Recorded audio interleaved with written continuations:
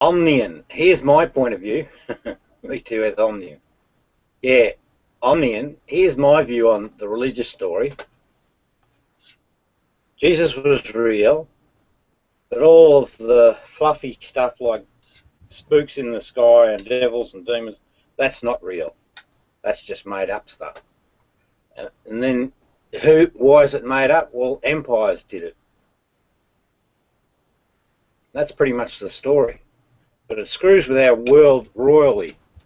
royally. It makes a mess of our world, these religions. Hope you're not religious. Well, doesn't matter.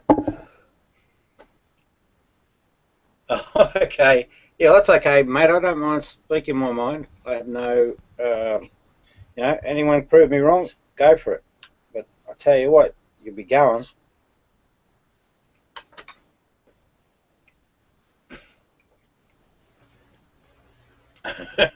Hey, what's that? No, JK. What's that mean? No, we're live! And JK means just kidding. Oh, okay. Hello, nice to meet you. Nice to meet you too. So so you have an interest in religion? Interesting religion? Nah.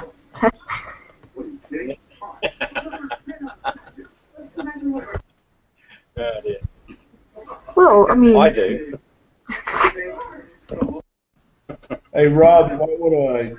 I can freaking see that, man. Rob, you might want to apply some cognitive dissonance to this young lad here. To what? To who? Say that again, Dan. You might want to apply some cognitive dissonance to this young lad here.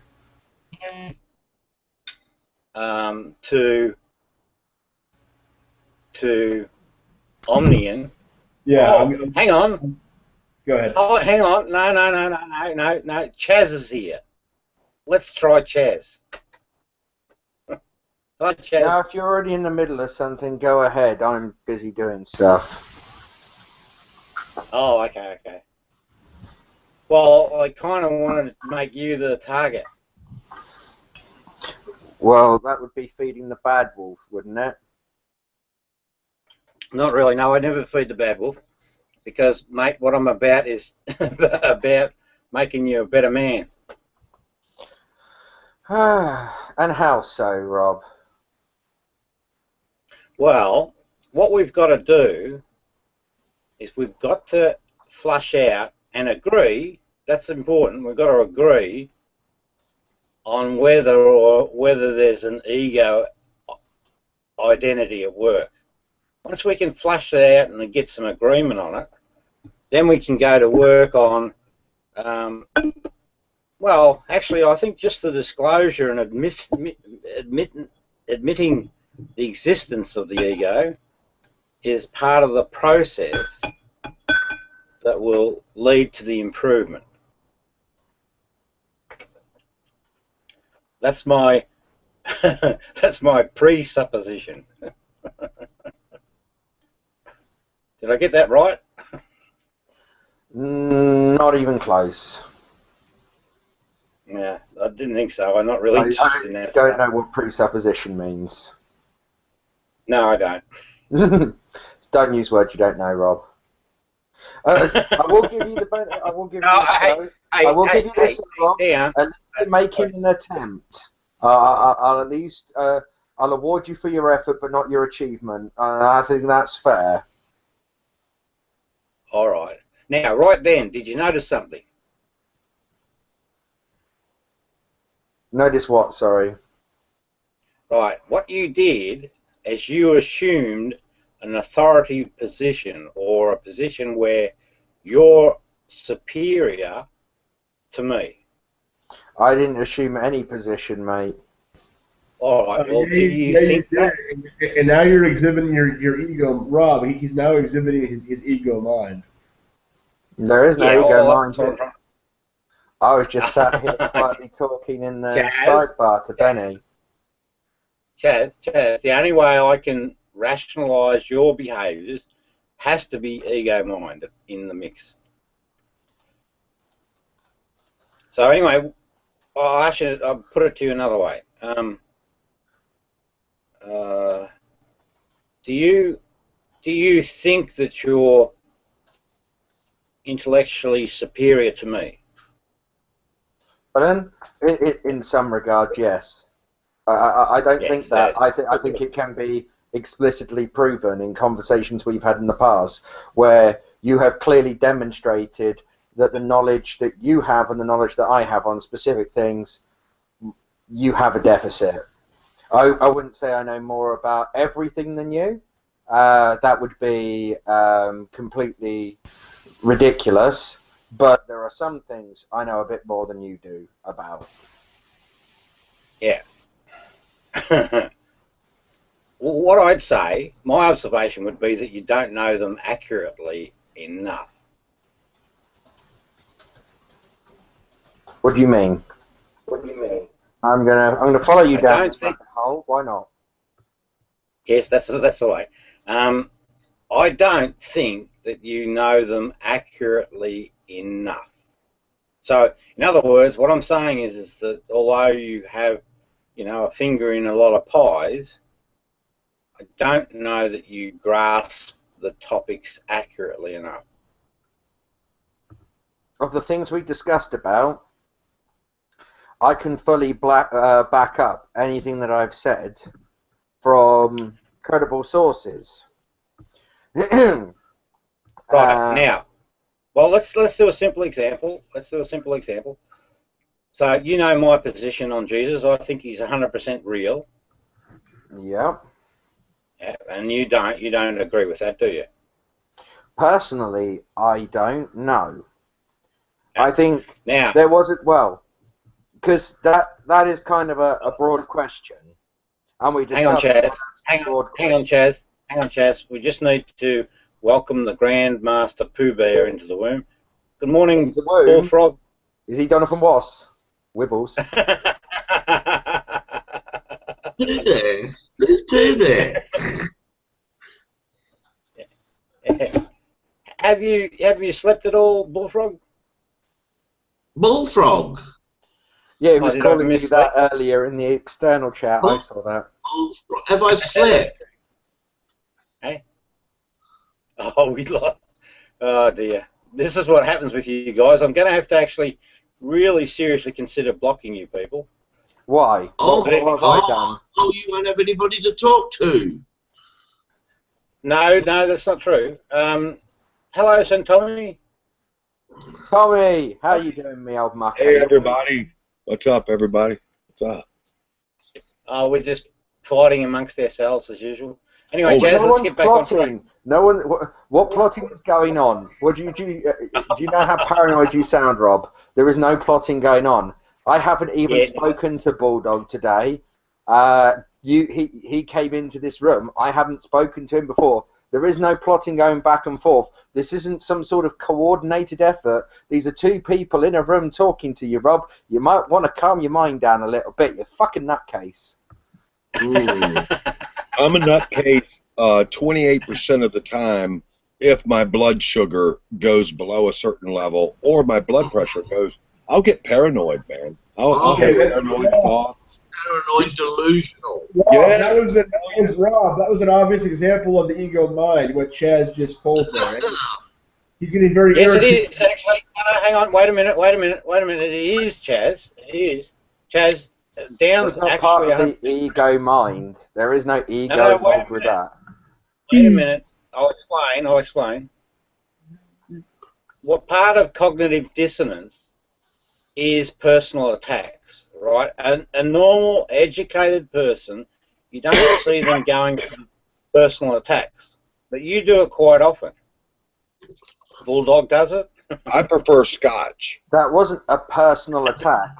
That was pointing out that you were trying to say something about me and Bulldog, which was untrue. That was me calling you out on one of your many lies.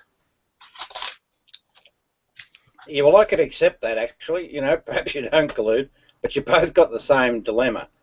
Now, anyway, we were down the rabbit hole, and right, I'd said that Jesus is real, and you say no, he's not. Well, no, I said that question is malformed, because essentially what are we talking about? We're talking about that Jesus is understood by Christians, as in the entirety of the Bible. Are we talking about a man who mythology has, you know, gravitated around? Or are we talking about the possibility that there could be multiple different people who inspired many different parts of the whole Jesus mythos, and then you know, these sort of like legends got cobbled together and attributed to being one figure rather than many? No, which would explain about the bit in the Bible where Jesus apparently is somehow able to be in roughly about the two different places at the same time. Yeah, time and space tricks. No, we're talking about the person existing, not about, you know, the mythical aspects or anything like that. Do you ever channel? Do you ever channel Jesus? No. But hang on. You're not into channeling? You're not into that, channeling Jesus?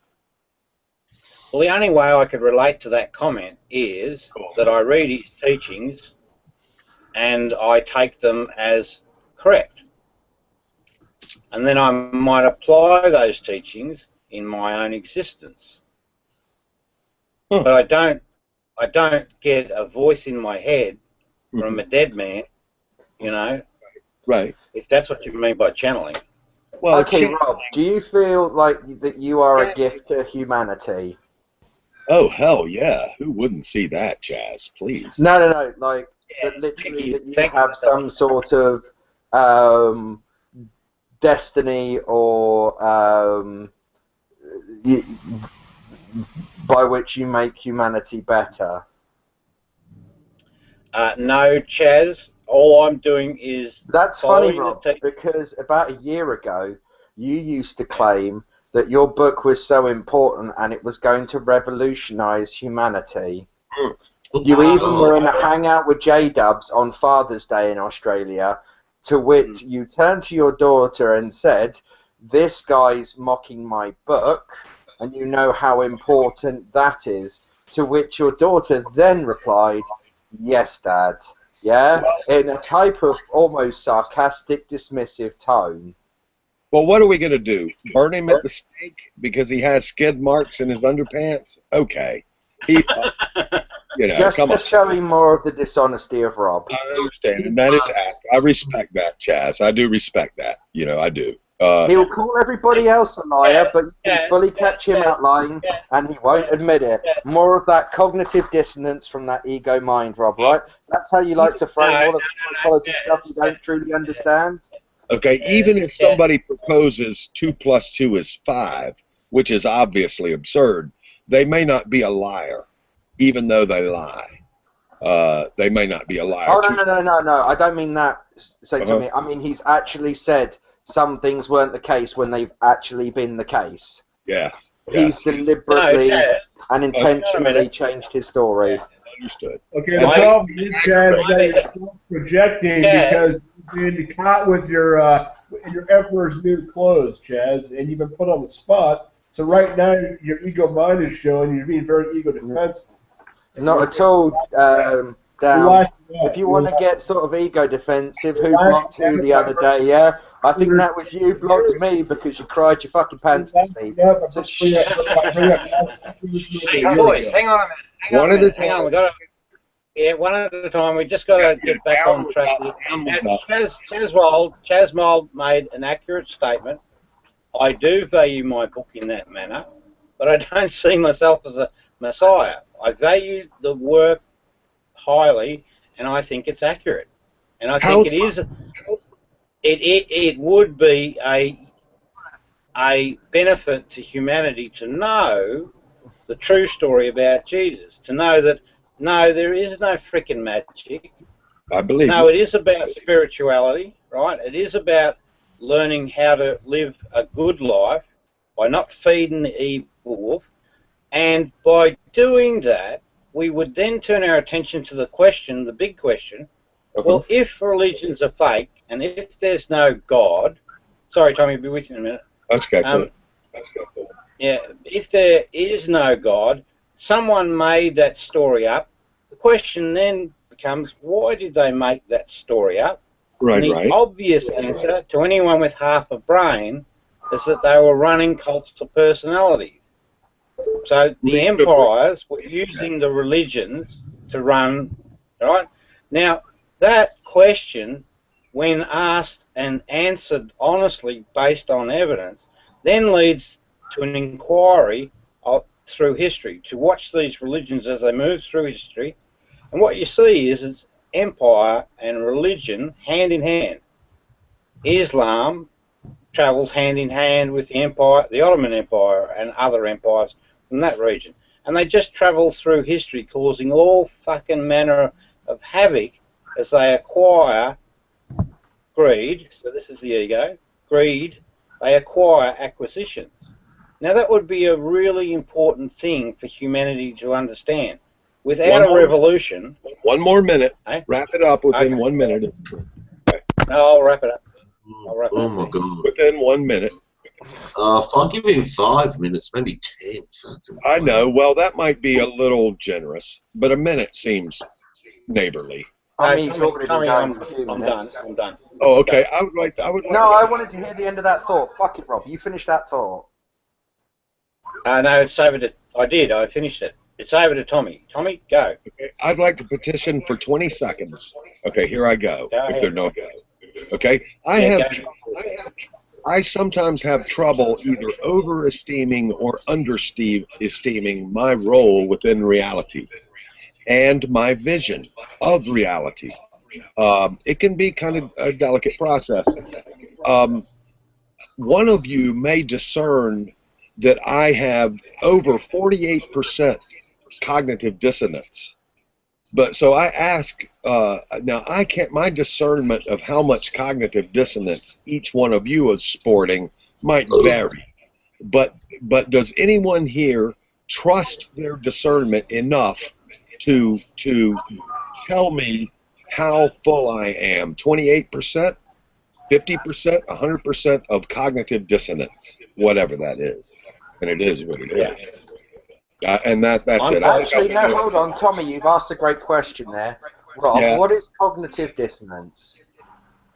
Yes. Now, this is not the classical definition, only the one that I use based on my experience. Your made-up version. Okay, no worries. Yep. Okay. Well, the words you've used have specific meanings, Rob. It's not in the catechism. It's the catechism. Okay. Okay, catechism. Hang on, Bulldog. Hey, Tommy, we've got to listen to his definition in order to understand his usages of the word.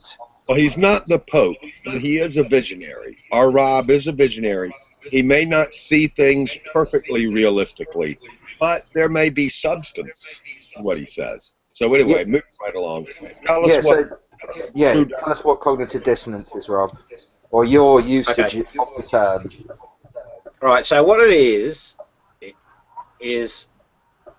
a person holds an idea in mind. Now, in my definition, that idea has to be a false idea, so it doesn't match reality. Now, you might say, so if you said to me, it's a belief, right? And it's not just immature. It has to. Not just immature. No, it has to be false in terms of its relationship to reality. So if you've got an idea in your mind and it matches up perfectly to the reality, you go to another person, they confirm the thought. It doesn't play a role in cognitive dissonance. Okay. It has to be a false thought as a starting point. Yes. No. Then when you introduce, hang on, when you introduce, this is the only one I care about, when you introduce an idea into the person's mind that is a reality, right, is a reality, and that person then resists that truth, in various ways. They recognize the truth. Now, this is an important point. They have to recognize it as a truth. That's a subtly but very important part of the process. What happens to a person, and it happens like lightning, very quickly. The person then changes behaviour, and it's very obvious. Now, we witnessed it, didn't we, Benny, with Eugene. Eugene went right off his tree. Oh, God. A bit like you, Rob. Well, no, but he got called out.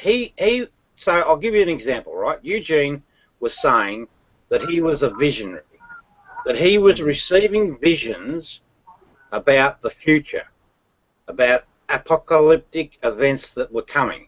Now, I know that that's bullshit and that he's running a scam, and I also know that he knows that he's lying. So what I did is I called him out and I said to him just straight up, I just said, mate, you're lying. And that caused cognitive dissonance because we had this, because he holds that idea as part of his identity. I'm a gifted person, I have visions, you know, Christians will love me, you know. Is he totally blind? Hey? Is he totally blind or just immature? I think immaturity is a big part of it as well. Yes, but he's totally right. Black and whiteism, yes or no-ism. Either it is perfectly true or it is a delusion. Sometimes things are a mix. I submit for your consideration. Well, thank you, Tommy, and I've considered it, and here's my answer. If you ask me, how do I judge reality?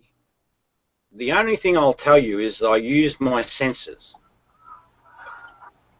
right? You trust those. And I'm conscious, yeah. And because if I'm in the moment, if I'm engaged in a conversation or whatnot, my senses are quite pure and at work, and there's little chance of any delusion or whatever.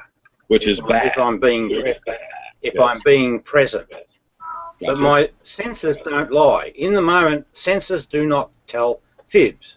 There's no intellectual part of the sensory organ that can fabricate a story. That happens up in the brain. Objective, yes.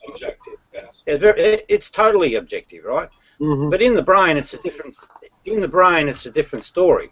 Yes. Information that comes from the senses gets repurposed. Damn right it does. And it can be heavily influenced by beliefs. You know, there's false ideas in people's heads. So when you confront a person, hang on, so I want to explain to you cognitive dissonance because it's a set of behaviours, really. Hang on, John. It's a set of behaviours, right, that emerge when the mind has both ideas in focus, right? And I think the person actually identifies a truth and a real threat. What happens, the behaviours that emerge from that are these, right? They go from being a nice, calm person to an excited person. Yeah, that's it, Tommy. And not only that, Tommy, settle down. Not only that, Tommy, there's some very, very consistently apparent behaviours. They start personal attacks. That's a big signature. The person's being unbased, but they aim to be very mean. They want to throw you off your game. Yeah. So this is attacking the threat, right? The second thing that happens is that they shut out. They do not want to allow discussion of the truth information. They want to shut that down completely. They don't want to hear it. And in fact, I've actually observed people that seems like they actually turn what we could call a blind eye to information. It just went off the chart. Hey? Okay. One. Yeah, but hang on. I haven't finished. Let me finish. So there's those things. Now, the other thing, they enter a fight-flight pattern. So there's a small burst of attempt to fight you, and if that's not successful, then what follows is the flight pattern. They leave the room to shut down the threat. And that's pretty much it. There are other aspects to it, subtleties that I sort of identifiable behaviors. That also sounds like somebody gets sick of your shit. Yeah, that could happen too. Yeah, it could be somebody who wants to be playful or something. I have a question, or I'll make it a declaration. I am not the fucking Pope. What I conclude about reality, about subjective things about reality, are just an opinion. I'm not the Pope. I could be delusional in some ways or half-baked, but I do hold certain beliefs, opinions, about supernatural things. Hold on, I'm not finished yet. Not quite. But I would encourage everybody here not to trust one's opinion as definitive. It's bad, poor mental hygiene in some ways, to, like the Pope, to trust your own vision too much. And I have done it. And oh, how I do it on occasion. And so I would encourage everybody here to keep a good, healthy to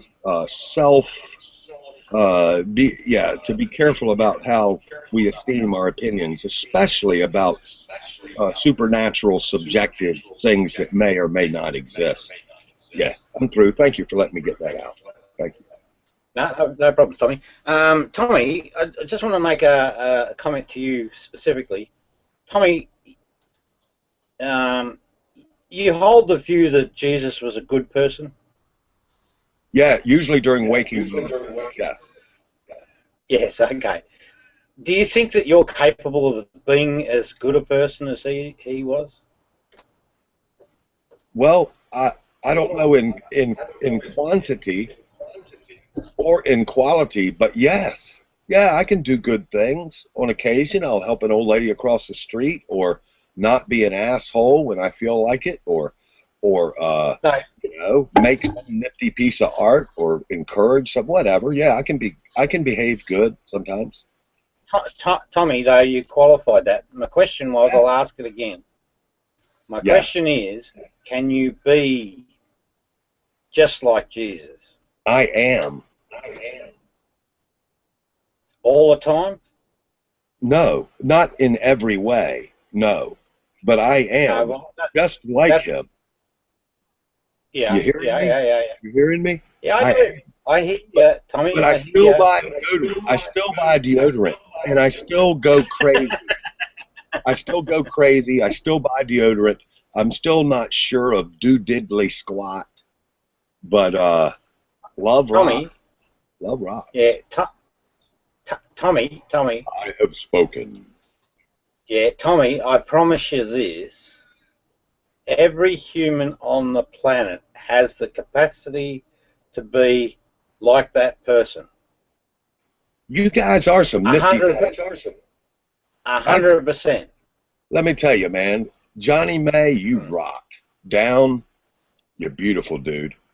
Chaz, most all of you rascals just kick ass. And I ain't encouraging nobody to quit buying deodorant, but I'm just saying that you guys look fucking wondrous. Just fucking kick ass. And I mean that sincerely. I might be emoting a little bit, but yes, Johnny. My shit don't stink, Rob. That's what I think, Robbie. I bet you doesn't, Johnny May. I bet it don't. It's like pure deodorant. It's like rose petals. It's like Chanel No. 5. A face only a mama could love, but still so loved. Radio. A face like Tommy, a face like a bag of smashed crabs. A face like a box of fucking frogs. Tommy, face like a dog. Tommy, I want to say something directly to you again. Okay. You make excuses for your bad behaviour. Thank you. Well, stop it. Well, I'm guiltless. I'm guiltless, like you, and like all of us. Guiltless. No, I didn't say that, Tommy. I didn't say that at all. I said that.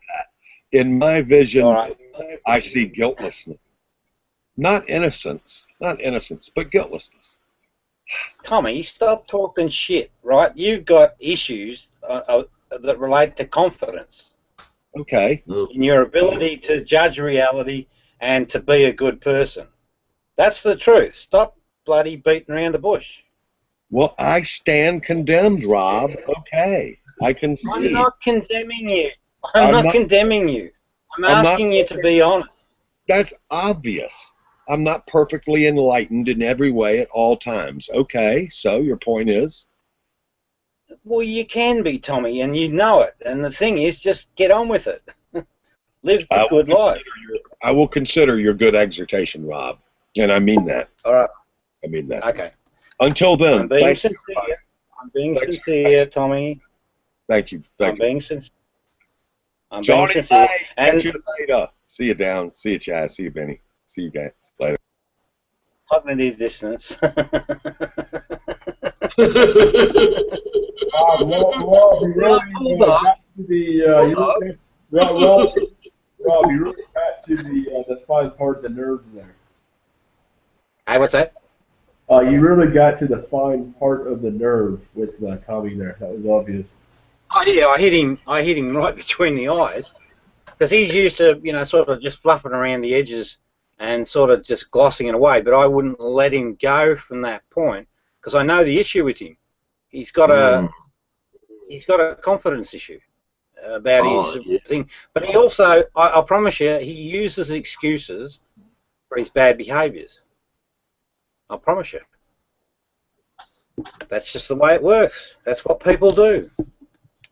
Don't they, Johnny May? Oh yeah, there's no doubt about it. You've got your finger on the button there. And Johnny May, they lie. Johnny May, Johnny May, they lie. Johnny May, they lie. Johnny May, they lie. Talk over me, Rob. Keep talking over me. Okay, Johnny May, you lie. You're a liar. Oh, okay, Rob. You lie too, Rob. I lie every fucking day. Hang on a second. I've just got to go grab another beer. Hang on a second, Rob. Okay, man. Off you go. Sorry, Chaz, you were saying? I say you lie also. No, I don't think you caught me out. I acknowledge what you said about the... You lie. You even indicate that you lie there. You went very, very high in tone all of a sudden.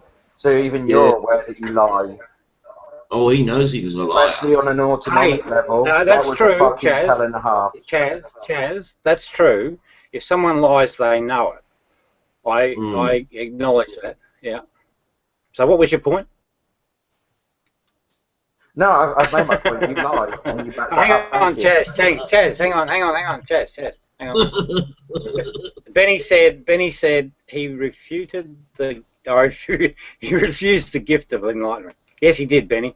True. See, Benny's smarter than all you guys. Oh, why? Because he tells you exactly what you want to hear. Benny, do you... Okay, hold on. I'll show him very smart. Rob... Ask Benny. And I wish I could be only even just as half as intelligent as you. Am I now the smartest person here, Rob, out of all of these people? Sorry, what was the statement again? Pardon me. The statement was that your book is awesome, and I wish that I could be nearly even just half as intelligent as you. Oh, I want to buy a copy of his book. Where do I buy it? Yeah, but you see, I don't see intelligence the way you do. No, you don't see cognitive dissonance the way everybody else does. I mean, it's great. You can pretty much be right on your entire worldview if you just get to make everything up. Isn't that what the Bible does? Chaz? Oh, sorry, what did you say then? What was made up? Revival. Yeah, but didn't you say something about my book being made up? Or? No, I said that your entire worldview, if you could just repurpose everything, make up new definitions for things, and just say everything fits those definitions, Rob, then you could never be wrong, can you? But they're not made up. They actually match the real world. I'm sure they do for you. When you get to elect everything as fitting with exactly the way that you design it to be, then I'm sure it does, and in no way is that confirmation bias.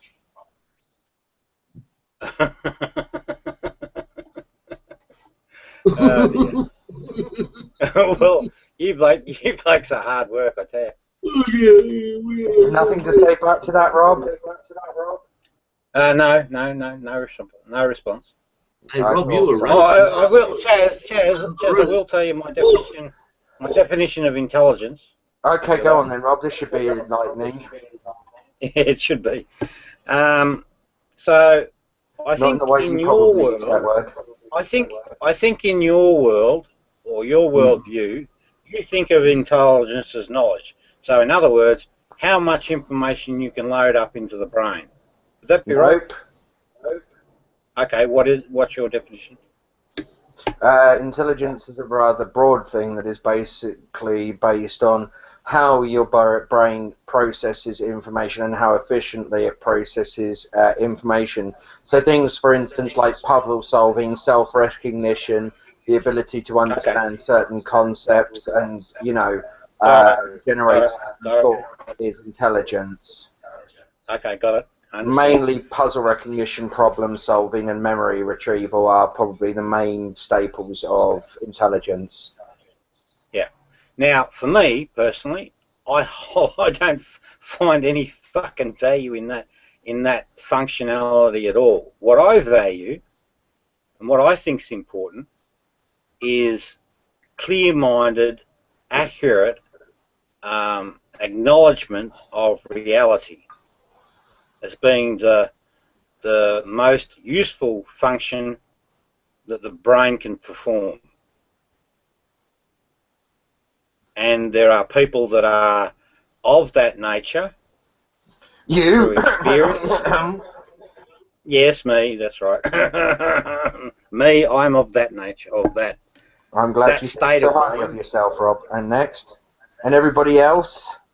Oh, hang on. Well, we haven't got to everybody else. They're probably the second half. So what are me and Bulldog? Come on, I know this is going to be a veiled insult. It always is for you. Come on. I mean, it's not like I can read you like a book that's 40% pasted from Wikipedia. Well, here's what I think holds you fellas back. Right, go ahead. You have these ideas in your fucking head that are wrong based, and they're based on what I call the ego identity, and they're flawed thinking, and they cause you to not be as good and as effective at understanding reality as you could be. Okay, Rob, do you know what the mirror test is? I don't know, no. Right, the mirror test, it's a way of testing what an animal's intelligence is like to do with its own self-awareness. What they do is they place a mirror in an environment with an animal and allow it to interact with that mirror.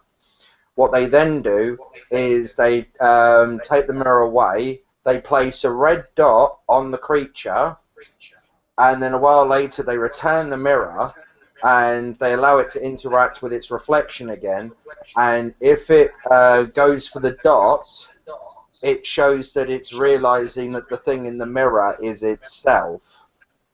And Rob basically walks past the mirror and goes, very few animals which can pass this test.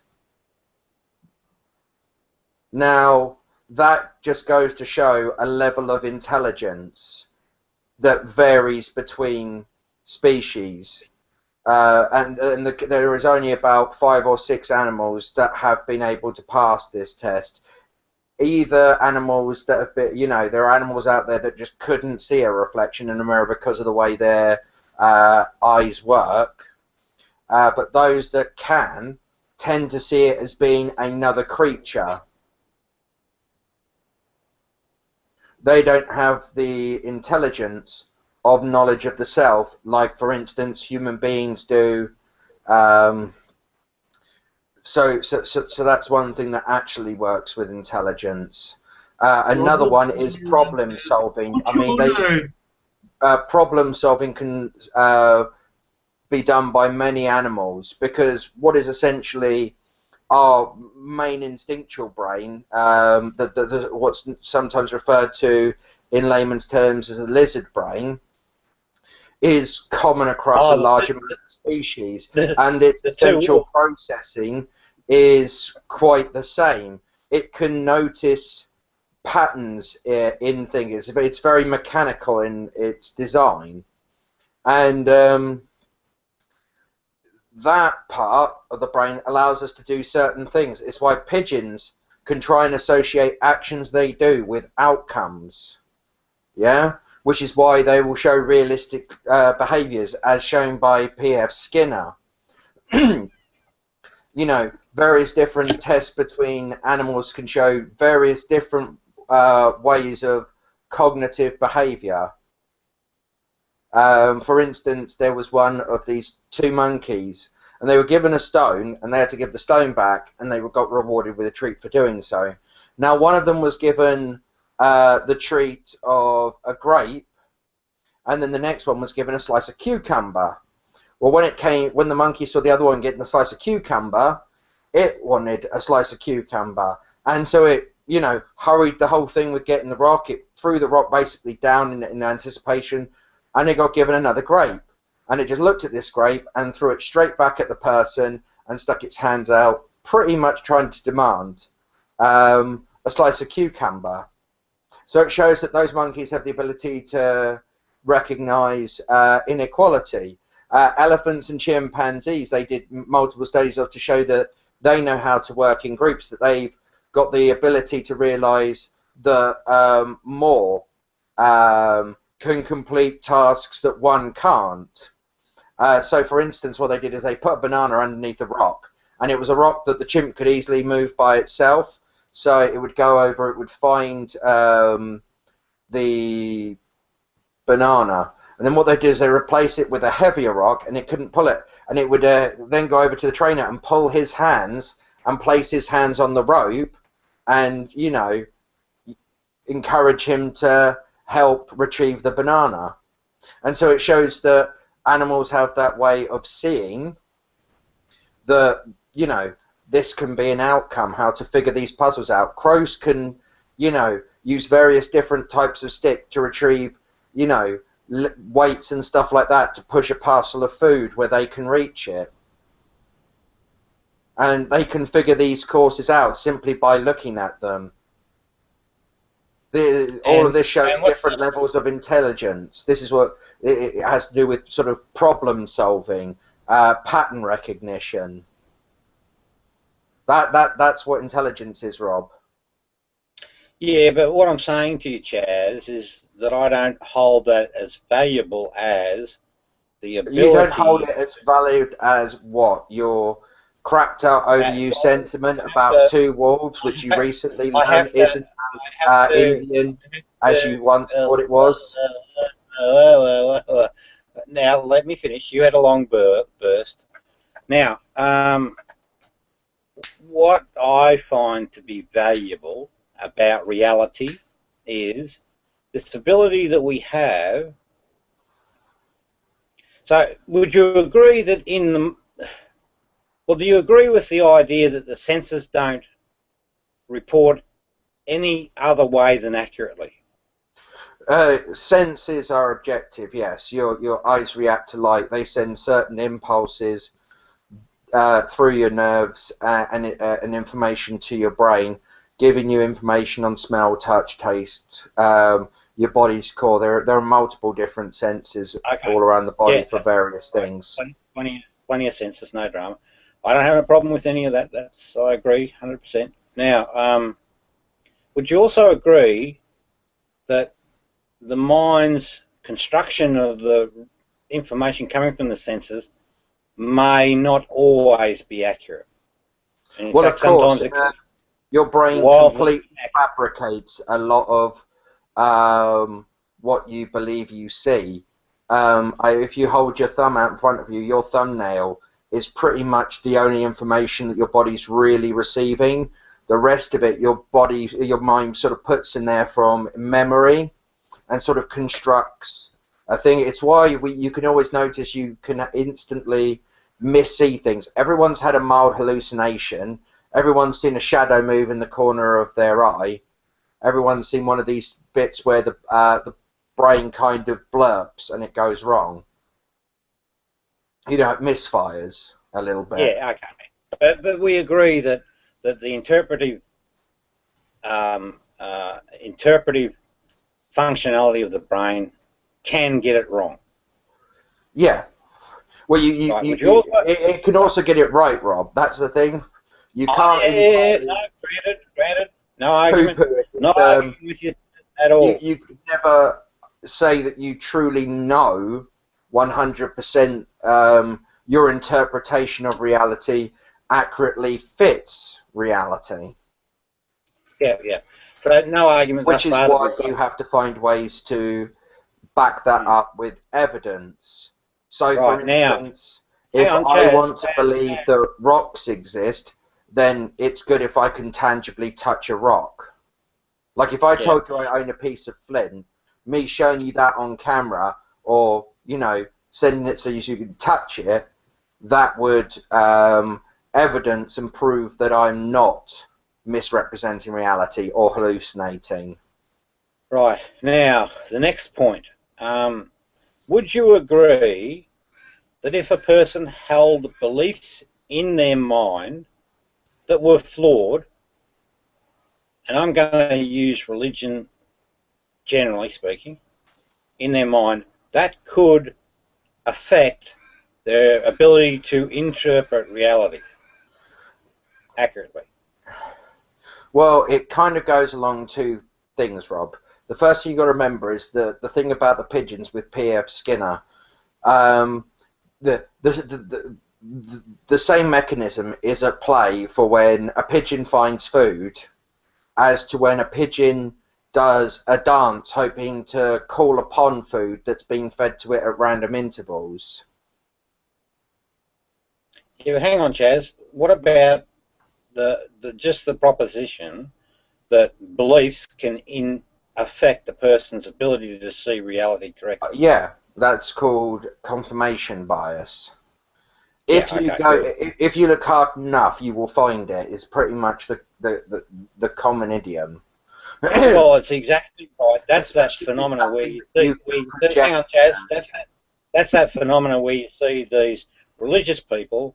They see a person put a hand on another person, and they, using, I guess you'd use confirmation bias as the term, they think that person was cured by the hands-on event.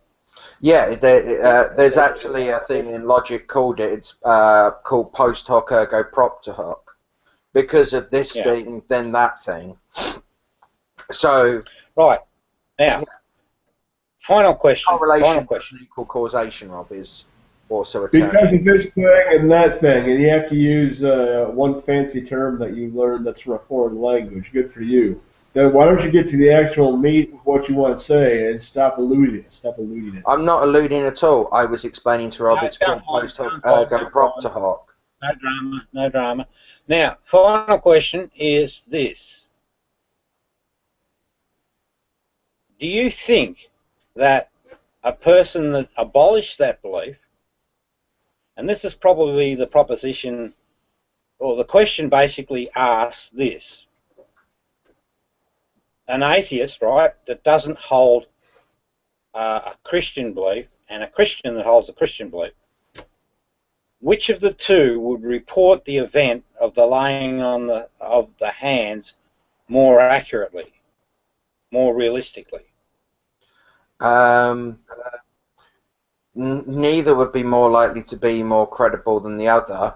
It would be more likely that the Christian would report the laying of hands because that's something they already hold as possible in their worldview. And as I said, you know, we agreed that this thing could bias it. But simply knowing about laying of hands, the atheist too could believe they witnessed something. Atheists can be wrong. I should have added. Can be dumb. I should have. Yeah. Oh, well, true. Absolutely true. But I should have added. Let's say that there's a doctor on hand, and he's able to give a medical examination of the person that had the laying on hands event,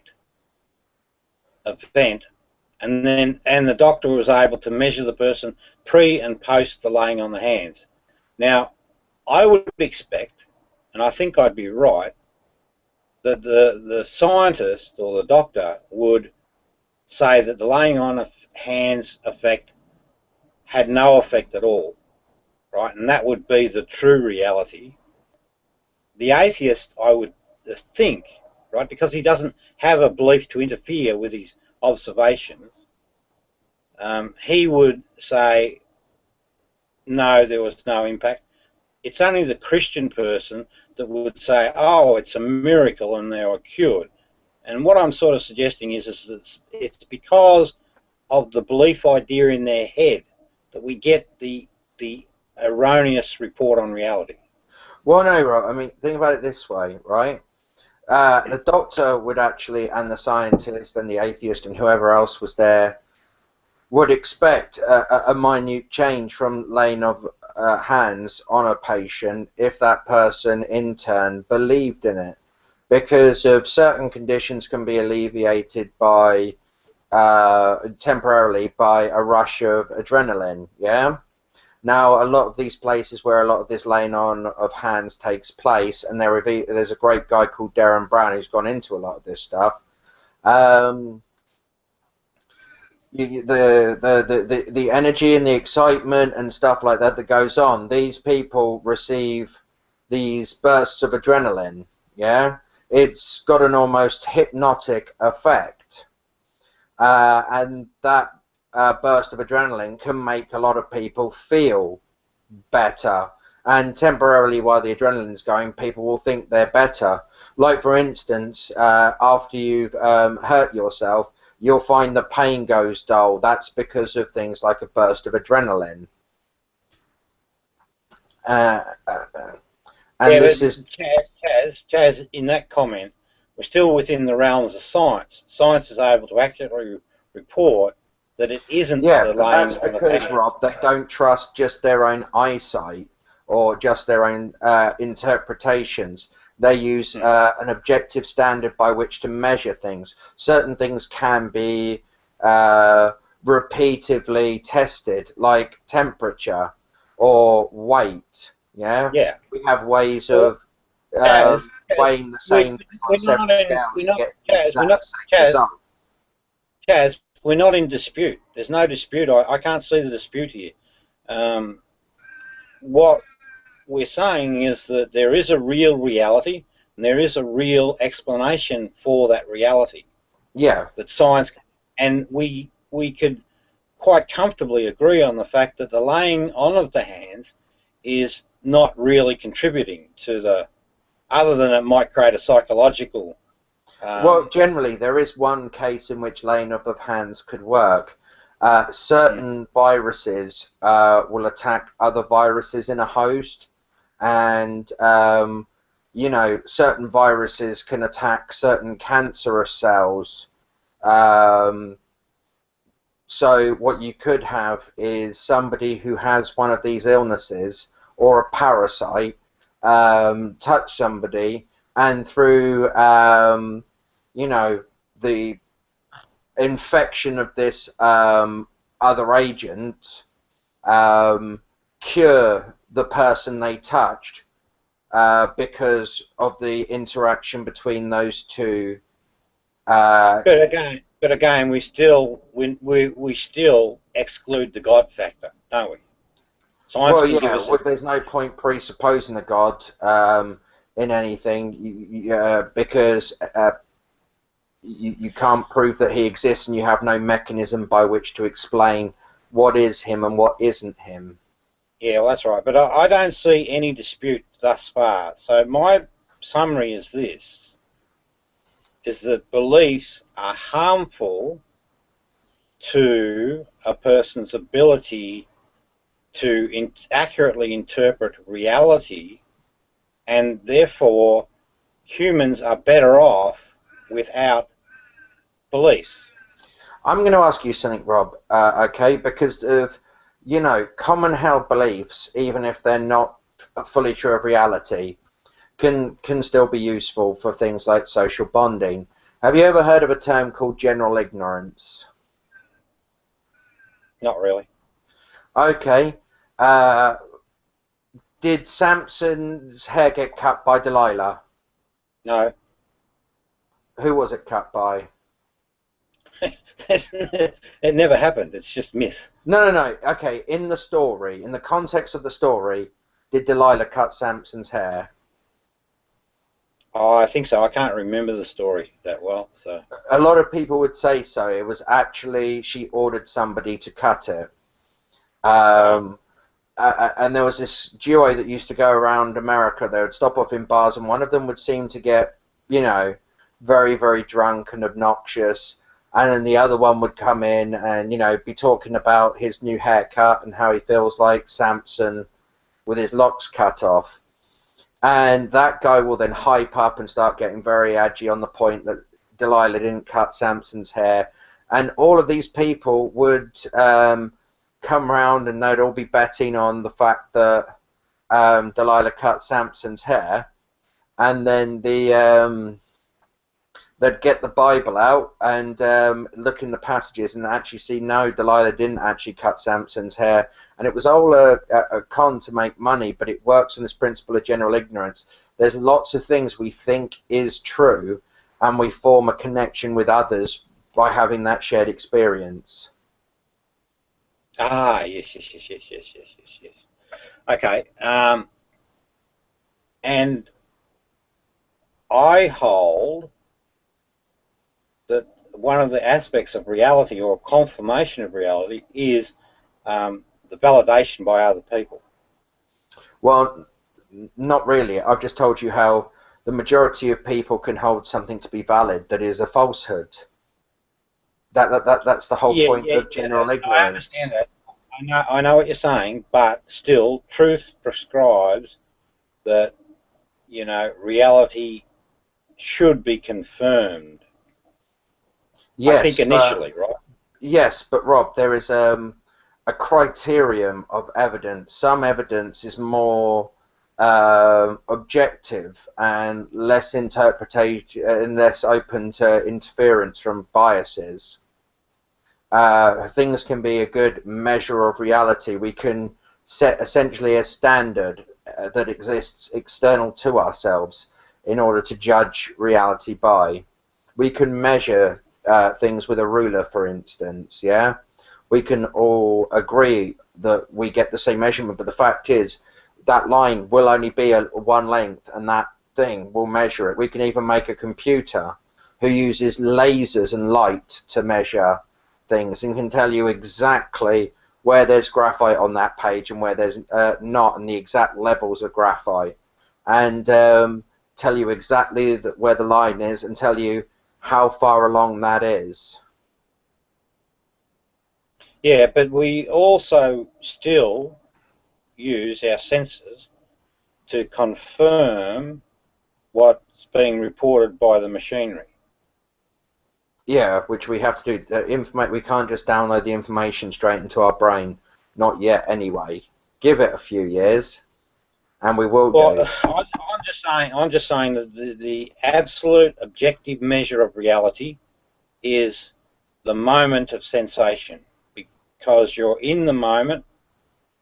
It hasn't got to the brain, and the senses don't lie. They just report. That's all they do. The problems occur in the brain, and that's where the abstraction occurs, and because you'll have beliefs, they'll interfere with that abstraction. You know, they'll repurpose it. Well, Rob, even your own eyes will do that anyway. We all have different layouts of the senses that we have in our eye. We all have slightly different functioning corneas and stuff like that because of just basic genetical variants. Yep, got that. And but for instance, your lens will pick up certain bits of information, like colours, better than others will. Hang on, Chaz. They're explainable, scientifically explainable variations.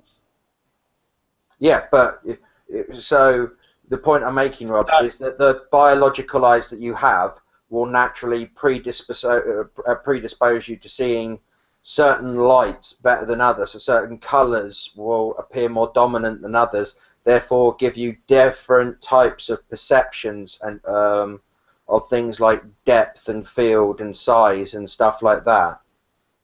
I mean, even phobia can do that. You look at somebody who's got arachnophobia, you could show them the world's tiniest spider, and to them it will look like a Boeing 747. But that's the mind that's doing that, isn't it? Yeah, it's you. But here's the thing: it's not just a cognitive thing. There's actually been shown a biological reason why we would fear spiders, and you know why species which have learned to fear things that look like spiders would have survived better. And so there's a reason why we're afraid of spiders. Some fears and phobias can be good. They protect us. They're part of our survival. Other things can then be debilitating to our survival. Like, for instance, if you became so agoraphobic that you never left your cave, you would eventually run out of food and die. However, if you're afraid to leave your cave and there's something like a blizzard or a wild animal on the prowl, yeah, you've actually done the right thing because it kept you safe. Yeah. So this is the thing. Things seem to change when we fit them into different incidences, and this is the same with the trolley problem.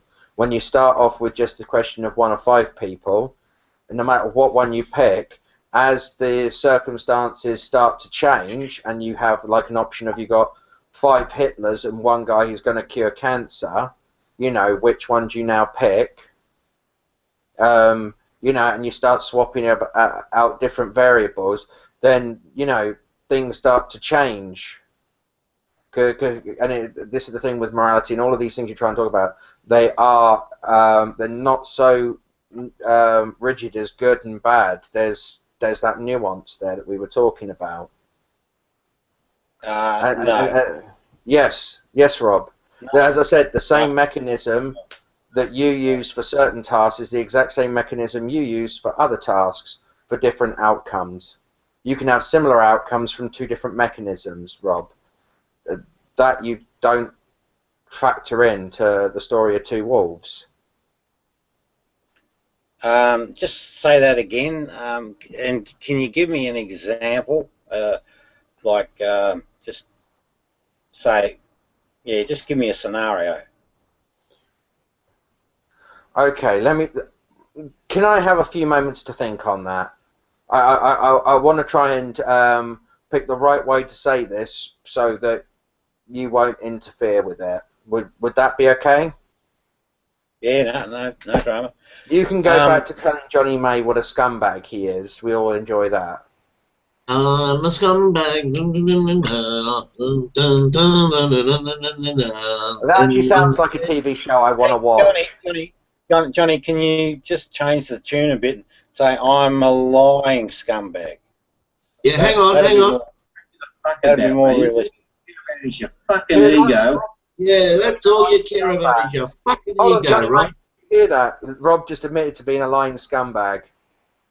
When? I was joking with you, Rob. You don't give a fuck about I understand, but I'm just asking for the evidence. You just said I am a lying scumbag. No, I was saying that to Johnny May because you were saying to Johnny May that you are a lying scumbag. All right, no, thanks for confirming it, Rob. No, Chaz. I was asking him to sing the song from his perspective that he is a lying scumbag. Yes, Benny wants us to behave. Benny, part of being a good wolf, Benny, part of being a good wolf is, you got to confront bad behaviours. Can't be scared of the other wolves. Rob, I thought of it. I thought of the best way to explain it to you and in a way you would understand. Using the proper definition and meaning of cognitive dissonance, it performs one of 2 functions. It allows us to instantly reject information that we know to be false, right? And at the same time, when the information that we have beforehand is false, it can cause us to reject the truth in order to avoid that cognitive dissonance. So, Chaz, where are you getting that from? What do you mean? Where am I getting that from? Was there a Google link I can have a look at? You mean a Wikipedia page? I'll send you the Wikipedia on cognitive dissonance, which I'll tell you now is a feeling of discomfort felt when trying to hold two contradicting ideas, because it seems rooted in the foundation of how our brain works is the understanding of the law of non-contradiction. Human beings do have somewhat of a logical nature to them. Hang on, Chaz. The thing that got my ears pricked up was you said, and correct me if I'm wrong, that it was a mechanism for protecting a true position in the brain from a false one. If you had the idea that something was the case, yeah, right? And but what I'm saying to you, Chaz, is that coming from literature? And if so, where? Yeah, Rob, you don't understand what cognitive dissonance is. Where can I read that? I'm just getting you the Wikipedia link for cognitive dissonance. You've probably read it before, but not actually read what it means.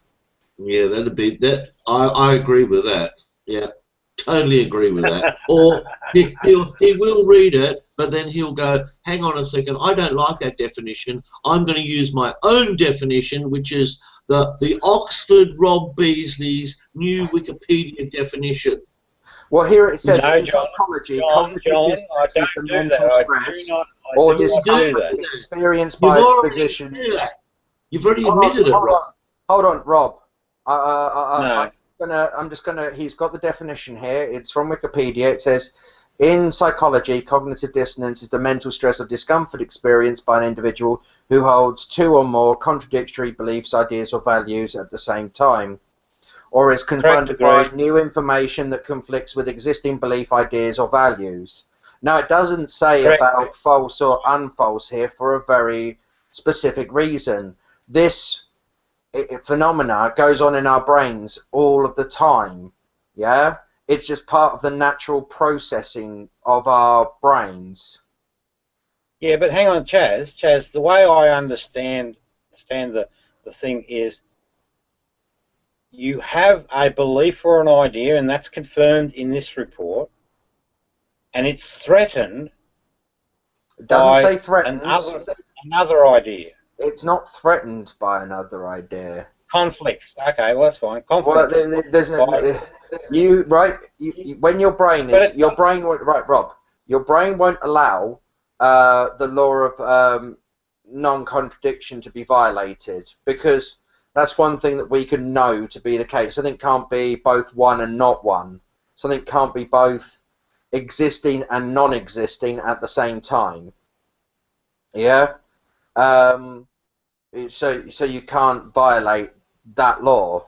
And so when it comes to information that we know, if information, or you try and hold the idea that that's also then not the case, your brain will experience a stress or discomfort. This is basically like, for instance, your brain will get like an error message. You know, like in films in sci-fi where there's like a killer robot and they give the killer robot a conundrum, and, you know, its brain trying to solve this logical riddle, yeah? It can't handle it, and it gets an error, and it starts going error does not compute, that sort of thing. I think Doctor Who even did it with the Daleks in one of the series. Is exactly what cognitive dissonance is, Rob. It is the feeling of does not compute. And so what then happens, Rob, in order to avoid that cognitive dissonance, your brain has to reject one of the premises. So you either have to resolve that dissonance by what is true, or you outright reject one in favour of the other, usually the one that you have already presupposed as the case. Chaz, I know this, right? There's no way known on this planet that you will ever be able to force me into cognitive dissonance on the question of hang on, Bulldog. On the question of whether Jesus exists or not. Now, you'll present an argument, but I will not go cognitive dissonance. I'll get frustrated with you for your behaviours, but I will not experience. Rob, I don't know what cognitive dissonance is. Chaz, Rob, hang on, stop Chaz, misusing words you don't understand. It doesn't make you sound smart. It just makes a conversation between us impossible. Use the proper hang on. Chaz, you have long talks. Let me have a talk. Now, what I'm saying to you. Well, I is say this, things right? of substance. If you did, Chaz, stop interrupting. Cognitive dissonance. That's not cognitive dissonance. That's just stating a fact, Rob Beasley. The fact that you may find uncomfortable. My turn. Now, when isn't it your turn, Rob? You fucking talk. Hey, down. In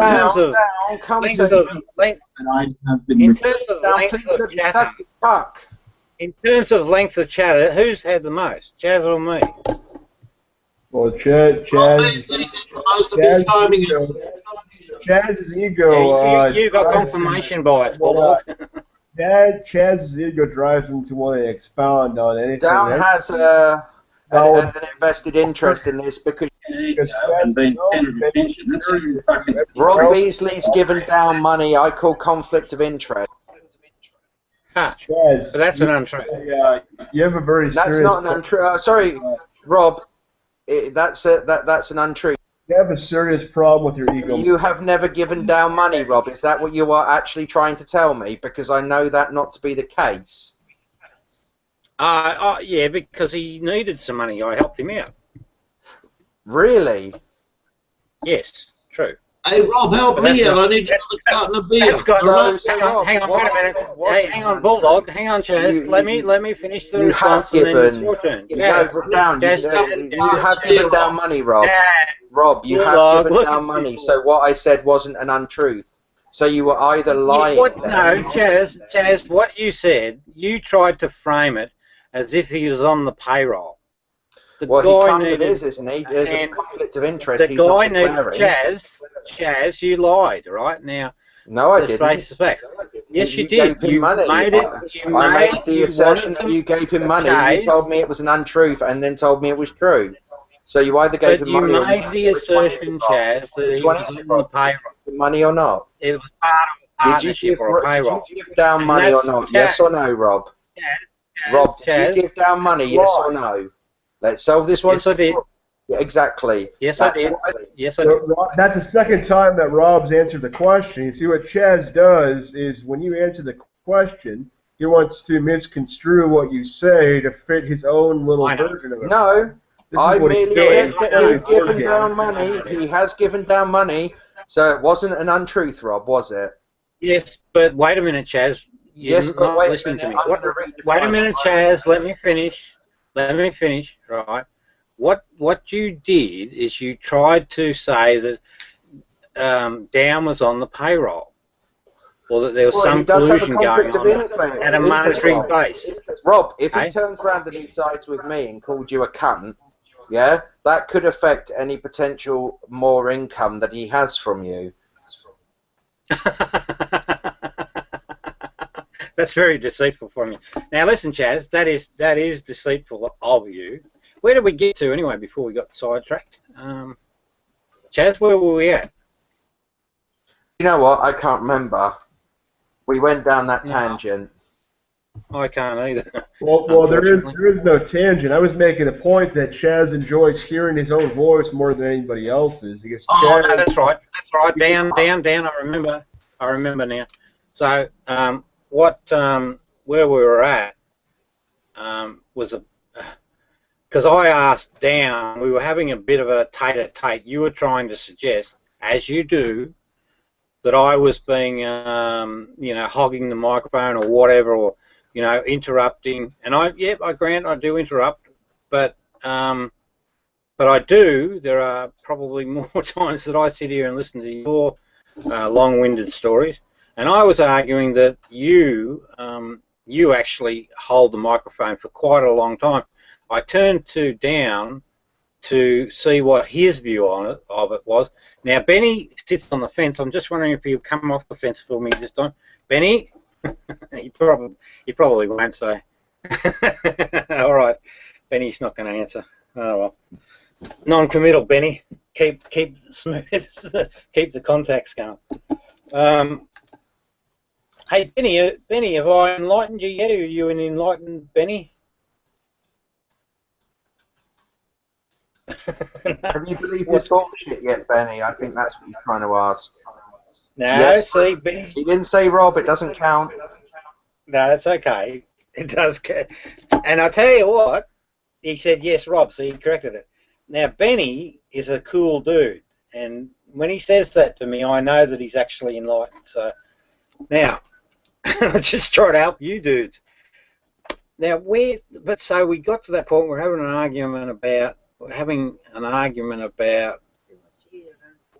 who wants to hear their own voice.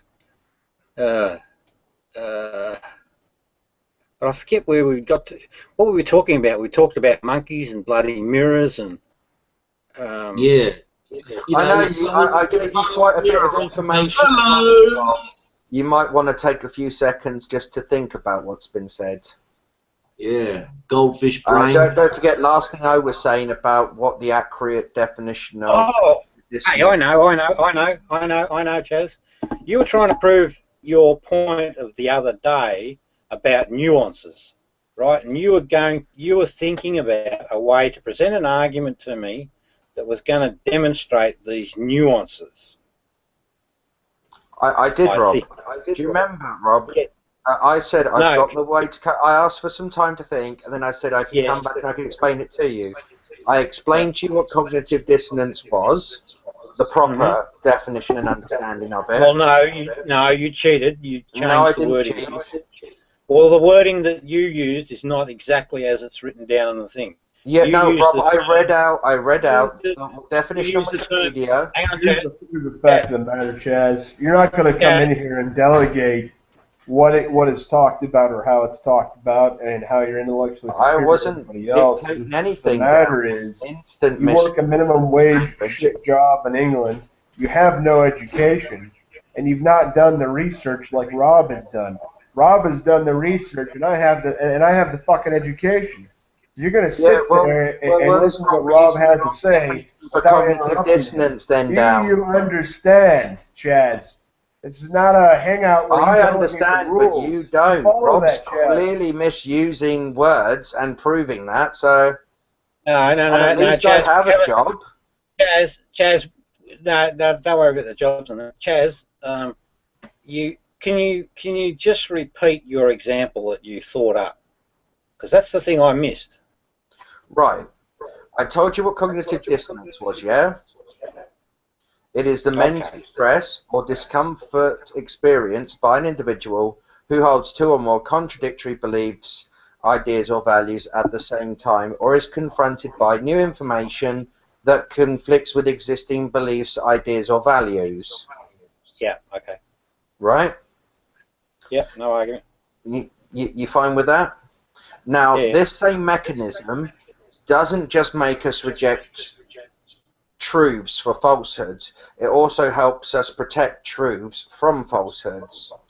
Where's that? We like to avoid this discomfort of trying to hold two conflicting ideas.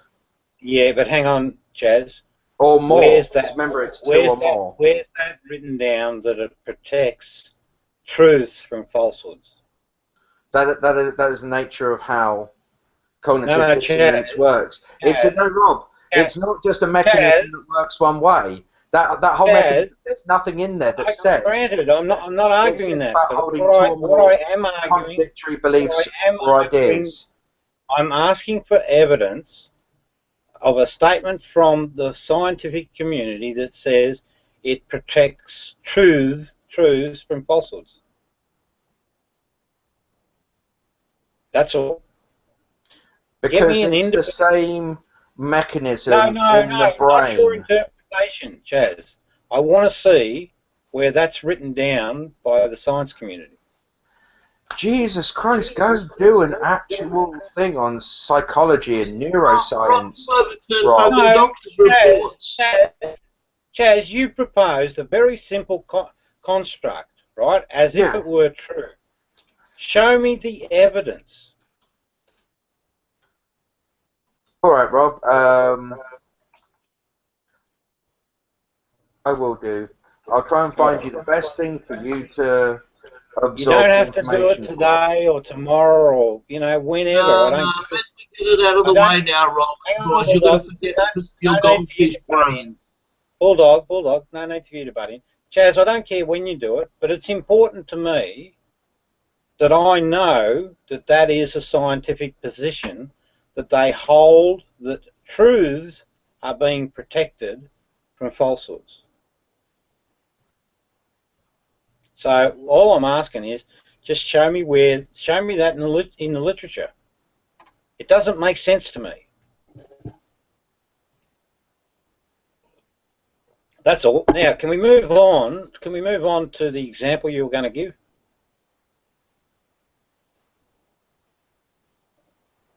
Chaz, come back. Right, I'm going to send you a link to this video because it's pretty much saying the exact same stuff that I've tried to tell you before, yeah? When you have the measure of cognitive dissonance, yeah, it doesn't just mean you reject the new information for the old belief, yeah? Cognitive dissonance is the discomfort felt when holding two conflicting bits, yeah? I accept that. That. So what goes on is it's also the mechanism that forces you to resolve these things and either figure out which one is the case and accept that in order to resolve the dissonance. Interesting. You have to figure out which one to drop in order to resolve the dissonance. Yes, hang on a minute. Are you saying that in the literature, well, sorry, no, are you saying that the mind then has the ability to resolve the conflict? Yes. It either resolves the conflict or it avoids the conflict in order to, you know, no longer experience the dissonance. That's interesting. That's very interesting because that talks right to the point of crushing beliefs. So if what you're saying is correct, then it means that the mind has the capacity to make a decision. Oh, but hang on. Yeah, so that's an interesting dynamic because it makes a decision of two. It either has the capacity to resolve the conflict or, and this is the big or, why? The big or is, why does it make a decision that it's too hard to resolve the conflict, and then it you know, buggers off, or it just chooses the flight mechanism? Well, essentially, you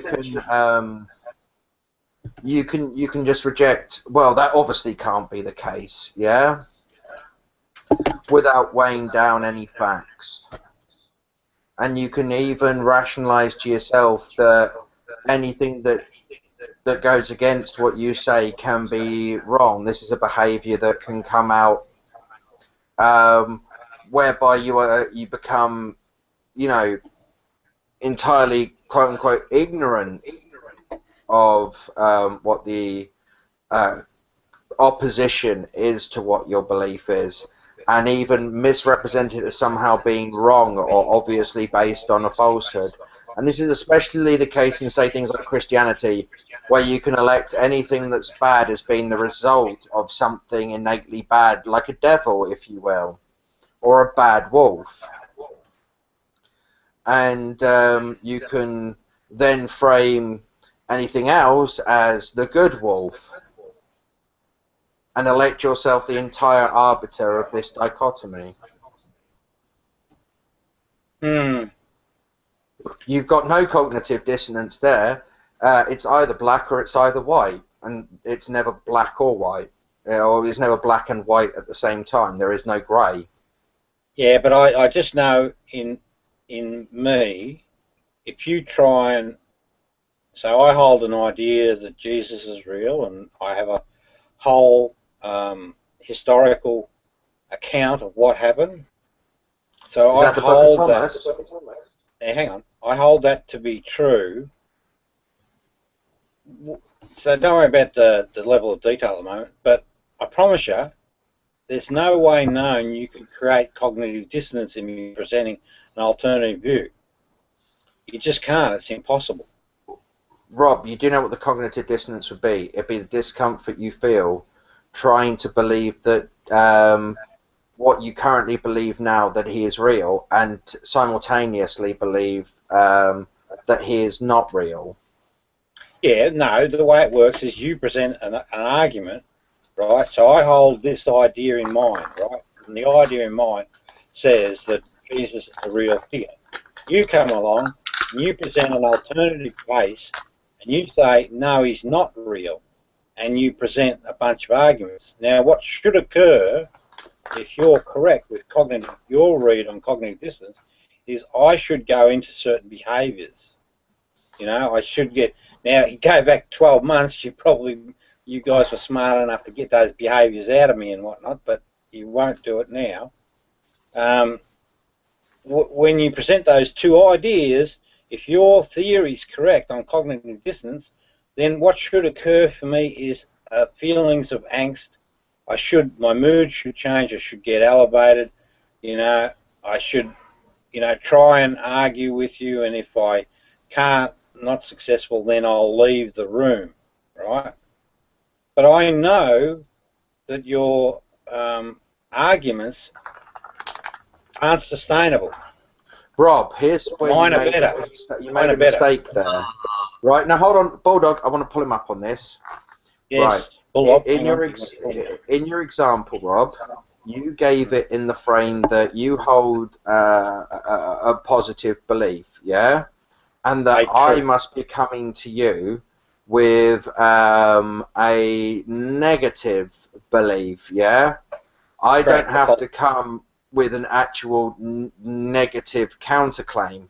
I can merely just be not accepting the claim that you're making, and I can cite reason to that.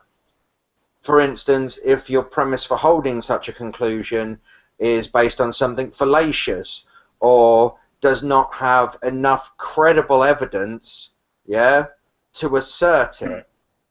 And I can bring that up. Now, that's not me telling you necessarily what to believe. That's merely me giving my reaction to your thing. Now, you hold it as a truth. I don't have to. If you hold it as a truth, you would be the one that would experience cognitive dissonance around trying to hold what I say and it true at the same time. Yeah? Correct. So, correct. You couldn't say I both believe and I don't believe in a historical Jesus. Yeah? I say that there isn't enough evidence to assert the full Jesus figure ever existed, and there is some reason, even from its own writings, to believe that it didn't, because of the accounts aren't consistent. For what I'm saying, Chaz, is that now, right? Because I understand a bit more about your motivation, etc.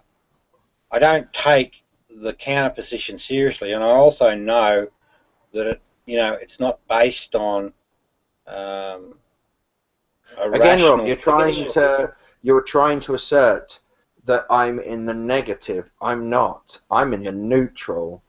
That's the thing. You come to me with a positive claim, yeah? I exercise some skepticism about the claims that you're putting forward. I ask you for your evidence, what you're basing those claims on. Do your claims, do your assertions fit the evidence? Are you overreaching your conclusions? Is there quite clear case of your own confirmation bias going into the information that you're trying to give me? Is it largely anecdotal? Yes, but we're still talking about a conflict of ideas, aren't we? No. It's not a conflict of ideas. Well, no, you say that he doesn't. No, Rob. There is a criterion of reason. Yeah. There are ways to understand what fits what. Yeah. There is measures and things like that we can use, and a whole host of different subjects exist to measure different phenomenon from different models. Yeah. Yeah. And we can apply a combination of these models to things that go on. Okay, Chaz, I'll give you a different example, because what I'm hearing from you is that you're on the, you're not neither one way or the other. You're just testing the evidence as presented, and that can't lead to cognitive dissonance. Let's take the example of, like yesterday with Eugene. Did you just say that what I was doing can lead to cognitive dissonance, Rob? No, you're assuming that it can't. What I'm doing can't lead to cognitive dissonance. Well, that's what you're saying, I think, aren't you? Yeah, that position wouldn't. I'm not holding any position. Yeah, there is a quite clearly prescribable criterion and hierarchy of evidence, and there's a quite clear distinction of what arguments can fit what conclusions. And this is why we have things like peer review in science, because what happens in peer review is people look at the evidence that's been presented, and then they're looking at the conclusions being drawn, and they say whether or not the conclusion fits the evidence. If it doesn't fit the evidence, then somebody might be overreaching with the evidence that's being presented, and that's why. Chaz, hang on a minute. So I was having this debate with Eugene yesterday, right? Eugene, young black American, and sorry, don't know the fella. He's an interesting character. You'd enjoy his company. He hangs around with Rose Patton. You know Rose Patton, don't you? Vaguely. I've met her once or twice. Yeah, Benny just reminded me. Eugene called me the N-word. Now, he's a black American, and he was calling me a nigger multiple times.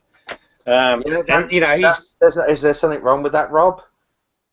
Well, it's an example. I would have called you a cracker, personally.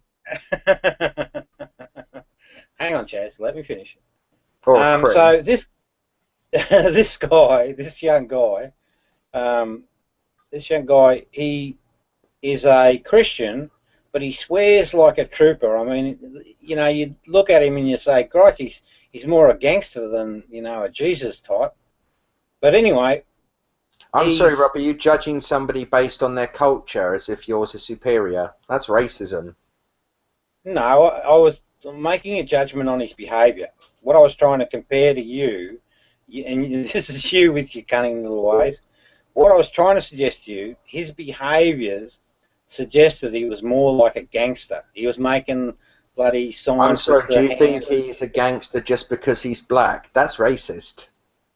No, you made that interpretation. I didn't think that at all. Now, anyway, so I'm having this debate with the young Christian guy. Well, I pointed out his, about his lies about the visions, and that set him off. So he went cognitive dissonance. He sort of exhibited the behaviours you would expect, petty attacks, blah blah blah. And he's that just doesn't show cognitive dissonance, though. Hang on, wait a minute. Rob. Well, yeah. Hey, Chaz, I promise you, if you were there, you would draw the same conclusion. Benny, was he cognitive dissonant? No, he wasn't. I was there. He wasn't. Rob, you were the cognitive dissonant there. Well, Benny disagrees with you, Bulldog. He says, of course. Okay, so it's a stalemate then, Rob. Move on. Well, no, hold on. I just want to know, though. I want to make my point. I want to make sure my point is clear, because Rob seems to be misconstruing it. The point I'm making, Rob, is that on that case, those set of circumstances, that particular occasion, it could be cognitive dissonance, for want of the words you call it, But in any other situation that those same things are happening, does not always mean Hey, Chaz, how's it feel to be interrupted constantly when you want to say something? How's that feel? Because that's what you've been...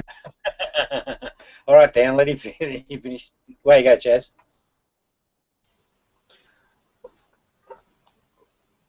Right. So, now, as I was saying, those same set of circumstances happening in another... Why should we sit and listen to you? You won't sit and listen to us. So why the fuck should we give you the floor when you won't let anybody else fucking talk and you constantly interrupt them? Explain yourself. Yeah, well, Chaz, he has a point because I didn't finish my point. The point that I was going to raise was... the point that I was going to make was that both so I'm a person that says, no God. He's a person that says, yes, I'm God. sorry, Benny, but yes, I kicked him. He wanted to play childish games. I took it to the nth level. That's always the fairness I give everybody. Rob, I've told you, you play childish games with me, I'll take it to the nth level with you. Yeah? Now, what did you bring... insults back. Chaz, why did you bring that back to me? Why am I involved in that? No, I was just saying it's the same thing that I told you. I'm consistent with everybody on that. Hang on. No, you weren't, because there's other people in the room. No, now, I said Chaz, the same thing to you this morning, didn't I, Rob? Did I not, Rob? Chaz, have you not been told that information in the past before, yes or no? Chaz, Rob, have you been told that information in the past, yes or no? Rob, have you been told that information in the past, yes or no? Just be honest now. Rob, I'm just asking you to be honest. You always say you're not a liar. Don't evade the question. Have you or not heard that information from me before? Your wording, Chaz, was this, right? You said you told me that this morning. Okay, it might have been yesterday morning, but have you had that information before, Rob? Hang on, Chaz. Your wording, you said I told you that this morning. As soon as you said that, I thought, that's not true. You didn't tell me that this morning. You're making defences of the fact that you made a personal attack at me when I had nothing to do with the actions at all. Why did I make a personal attack at you, Rob? Why did I make a personal attack at you, Rob? No, Rob, all I said to you was that at some point in the past, I may have said this morning, but I'm going to count one that has to do with time differences, that morning for us isn't necessarily morning for you, and it might have actually been the morning before I did actually follow it up like that, but I am still asking you, did I not, Rob, turn around to you and say in a discussion that the only reason why I insult you in certain ways is because you try and insult me in certain ways, and I told you, you play the childish game, I can take it to the nth degree. And I told you that. Did I or did I not, Rob? Did I not, Rob? I told you, didn't I, Rob? Just admit it now. Rob, just admit it now. Rob, just come on, admit it now. Be fucking honest. Did I not tell you that, though, Rob? That's the discussion. At the time I said it, did I or did I not say those words, Rob? Come on, we're going to see you be honest now. If this is the way that you read the so-called research that you've done, Rob, I can see why you always pull out fucking nonsense from your asshole. So I'm asking you again now, did you or did you not? Of course I am, Rob, because you're deliberately evading my question, so you're getting punished. Benny, can you just shut him up for a minute, because it's fair that we both get... shut up, Rob, and answer the question. Fucking get on Rob, with it. You're evading the question, and you're trying to get people in to attack me and to rush to your defence. Yes, you are. You're trying to get other people to silence me, Rob. Yes, you are, Rob. This is no different than when you start threatening to kick me from your room for not saying anything. No, Rob, do you not do that, Rob? Rob, do you not threaten to kick people for nothing? Is it true or false that you lied just then about making a statement that you said that this morning you told me that you warned me about behaviours and that you'll take it to the ultimate level? Is it true that you lied when you said that? No. The thing is, Rob, if you are... Now, hold on, Rob. If you're talking about the this morning thing, I will admit that when I said this morning, I might have said the wrong time, but at the same point, it was still in the morning. It was still in the morning, Rob. It might not have been the morning from you. Remember, we live on different sides of the planet. There's like a 10-hour difference.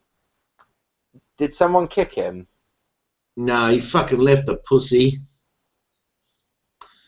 And you see, this is the thing about Rob Beasley. That's a cognitive dissonance right there. You see, he's now run away because I keep on asking him the same question. He's avoiding it. And when I start making the digs at him to get him to start interacting with me, because I've told him, yeah, and he won't admit to it, I told him that if he starts playing the childish games, I'll start ramping things up, yeah?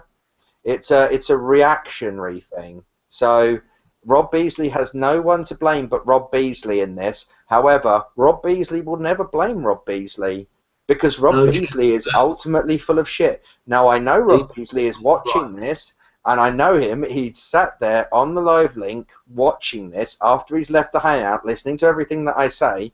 You, Rob Beasley, need to start looking at Rob Beasley. You are so unself-aware that you wouldn't pass the mirror test. I dare you now. Go and look in the mirror, yeah? Right, interact with your reflection, really look at it for a while, and then go out the room, put a little red dot somewhere on your... Get somebody to put a red dot on you, and walk back in and see the dot. There you go, Mom. Stop your face. How's that feel, Chaz? You finally have control for your ego mind. You have all the controls that you want. You can rule the world. Hey, Chaz, don't forget. How about you fucking pussies have the balls to come back in this room and actually talk to me? That's the funny thing. Look at this childish fucking behaviour here. They're going into another hangout and they're fucking just talking shit like a bunch of little fucking women. So fucking ooh, yeah. Strong. No, come on. I'm actually physically going to start masturbating just to how pissed off you are.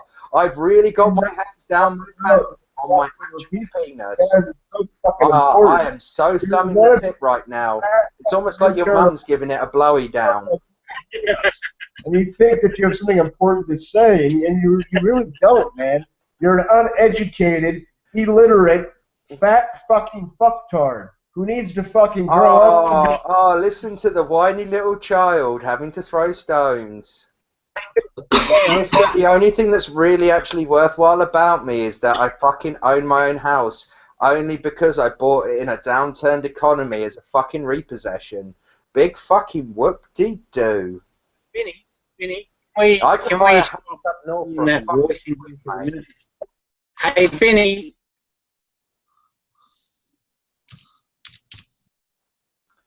For what you paid for your house, I could buy a whole fucking block. Chaz, let's go to the new link. Why not? Let's just... We're here.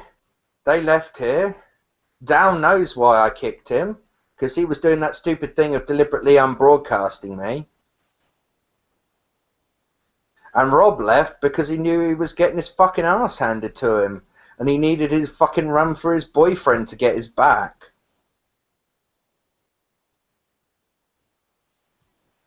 It's their hang, is it? Ah, that explains it. Get your fucking job, you fucking clown.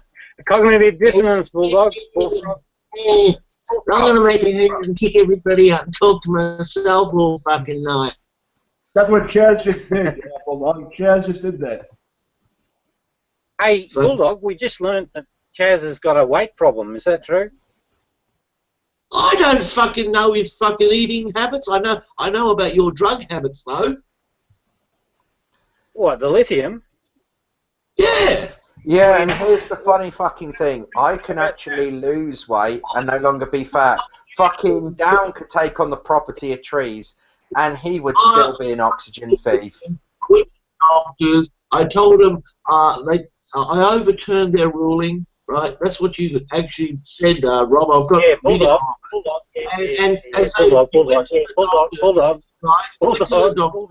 I'll tell you what you said, Rob. Bulldog. And then all of a sudden, they gave you a diagnosis. You said, no, I'm not having that. You went to arbitration, which you said, I've got that on record. You said, no, this is what I want. Hey, Bulldog. Bulldog, why don't you just disappear and go hang out with other people? Why are you so fixated on me? You're the one telling the lies every day, Rob. I'm pulling you up. I'm just asking. I mean, I'm such a pathetic, useless person. Why don't you go and spend your time with other people? Because that's what you can fucking hear me, mate. No, I don't. Yes, you do. You called me an alcoholic. I ain't fucking afraid of them. They can only play childish games when they've got the mod controls. Other than that, they've got fucking nothing. I've already made down fucking rage fucking quit and block me in the past. It's not fucking hard to do. Hey, Fatty. Stizer took the piss out of how much of a fail on control he really is. Hey. Do you have a weight issue? I don't have a weight issue, no.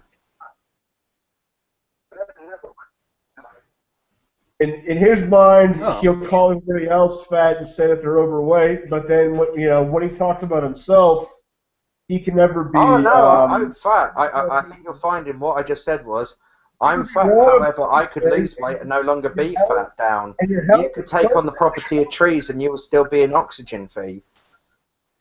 You're across the board. This is what we call a narcissist. Sorry, but you're a fucking narcissist. How is that narcissistic? I'm not being narcissistic. Hang on, mate. Hang on. If you actually follow the Jesus teaching, it helps you with weight. No joke. The real stuff. You know, yeah, Buddha was fat. With personality, helps you with relationships. Makes your whole better. Helps you with drinking. Helps you with drinking problems. You know, it can make you see further than the eye, be 10 feet taller, and have a dong that actually works. Oh no, wait, Rob, can I ask you, how does your penis work at the moment? When was the last time you got a hard-on? I had one this morning. You could have fucking swung from. I actually dried wet towels on it. Bulldog. I was thinking about bringing it around your house and showing your wife. Yes. Cherry picking. Hey, Bulldog, go back to your fence. Cherry picking. Well, I prefer the company of Benny and Down, to be frank. You mean the people who don't contradict you in any way? Funny that. It's almost like you have a cognitive dissonance around hearing things that disagree with you. Almost like a narcissist. Somebody who's an ego mind, Rob, hey? You're the self-protecting again, Chad. Come on, yeah, that's it down. Yes, let the hate flow. Come on. Give me something to really pull my sword over tonight. Come on. Really have a fucking whinge at me. Come into the hangout. And Rob. Come on, down. Tell me all about them feels. Come on. Oh, yeah. Come on, down.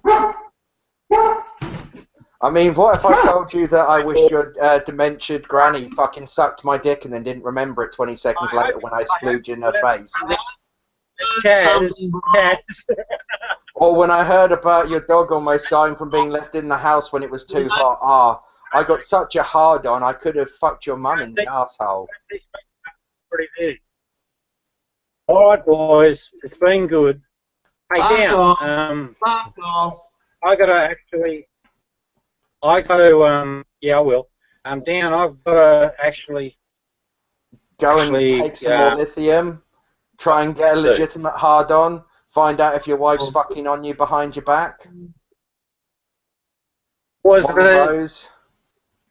Hey, Chaz, was it the fatty comment? Did that get under your skin? No, not at all, Rob.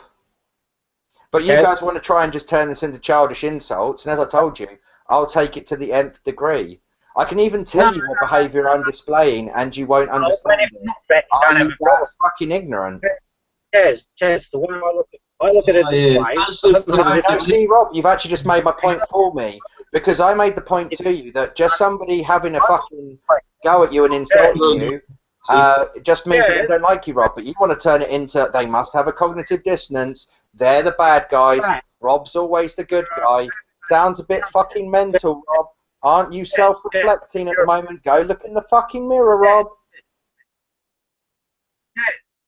Yeah, settle down, settle down.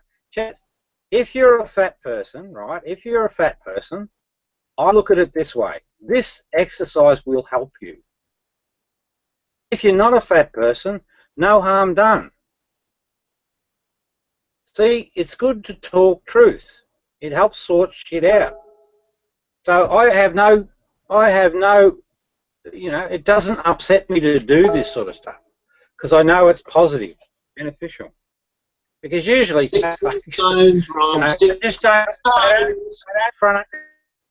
Rob, I'm just going to tell you now. I know how I have no problem with the weight I am or the way I look. Yeah, if I did, I'd do something about it. I realise that the little demon bottles come up and bit them on the arse. Now I don't know whether you're drunk or not. Wouldn't have a clue. But you do. And if you're not, hey Bulldog, if you're not, hang on Bulldog. If you don't have a problem with the drink, then no harm done, mate. No harm done. But if you do, yeah, but you're the one we've got you thinking about Rob. I'm not going to the doctors. Maybe. Doctors, Rob. Hey, you're the one going to the doctors, Bulldog. Rob, you're the one going to the doctors, not me. The problem. I'm here. Bulldog. I'm here to tell you otherwise. Hey, Rob, you're the one going to the doctors, okay? We know you've got a problem, Rob. We know about it. Bulldog, I'm here to tell you otherwise, right? You've got someone had to mute Johnny May because they couldn't hear what he's saying. Yeah. Oh, this is what I want. Hold on, Johnny May. You've got to listen to him. Rob's probably going to misuse some more science terminology. Benny?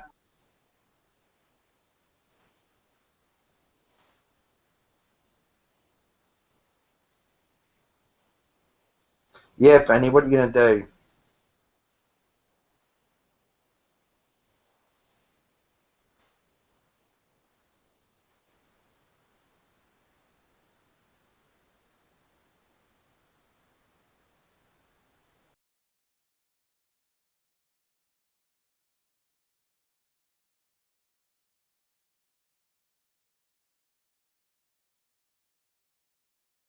To the other hang then.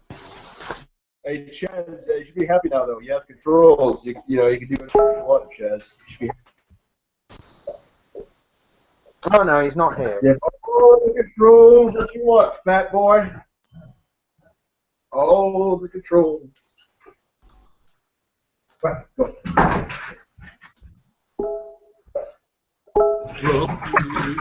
Obviously.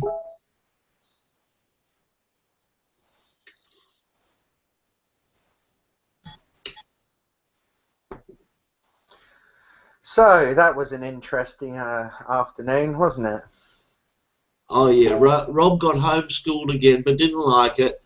So we're going to have to do it all over again. I know, right? I feel like we're actually the crazy ones. What is it? Insanity is doing the same thing over again and expecting different results. Yep. That's what he's doing, and you see how he projects his fucking. Everybody else has got cognitive dissonance, but Rob's perfect. Well, you see, the thing is, Rob can be rude, condescending, arrogant, and supercilious as much as he likes. Anybody who calls him out on this is just being mean to Rob. He's the victim in all of this, and so therefore they must have a cognitive dissonance because. You know, why won't they accept him as being the wonderful person that he is? You know, his mother certainly could never see it. Yeah, I think Rob. You know what I'm thinking he's going to do? He's going to do that mirror test that you mentioned. He's going to walk past and he's going to look in the mirror and go, "Hello, what's your name? Oh, I've never seen you here before. Oh, I have, but you keep." I think he'll just start beating at the mirror thinking it's some other male looking to take over Sandra. Do a little penile display with his lithium floppy dick. What are you doing in my fucking house? Hey, what's going on here? Could you imagine that Rob in that blue fucking robe with his fucking tighty whities round his fucking ankles, sort of trying to do some penile display with his little fucking could never get hardwood, just like flopping around in the breeze, trying to threaten off his fucking territory to this other male? Because I could see Rob doing that. Oh, I can. I'm actually going for the mirror test. I'm thinking he's going to do that one, right? He's definitely going to do it. And he's going to go, oh, hello, what's your name? Oh, I'm fucking cognitive dissonance. What's your name? Oh, me too. Oh, you can't be two people like that can't be here. One of us has to go. No, you're just a troll, right?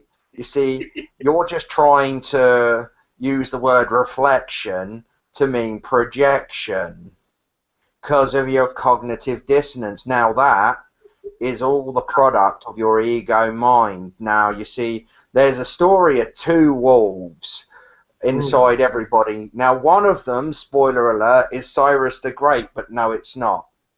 And now you see what happens is you've got one wolf which is good and one wolf which is everything I think's bad, and I'm going to tell you that you're definitely the bad wolf and I'm the good wolf.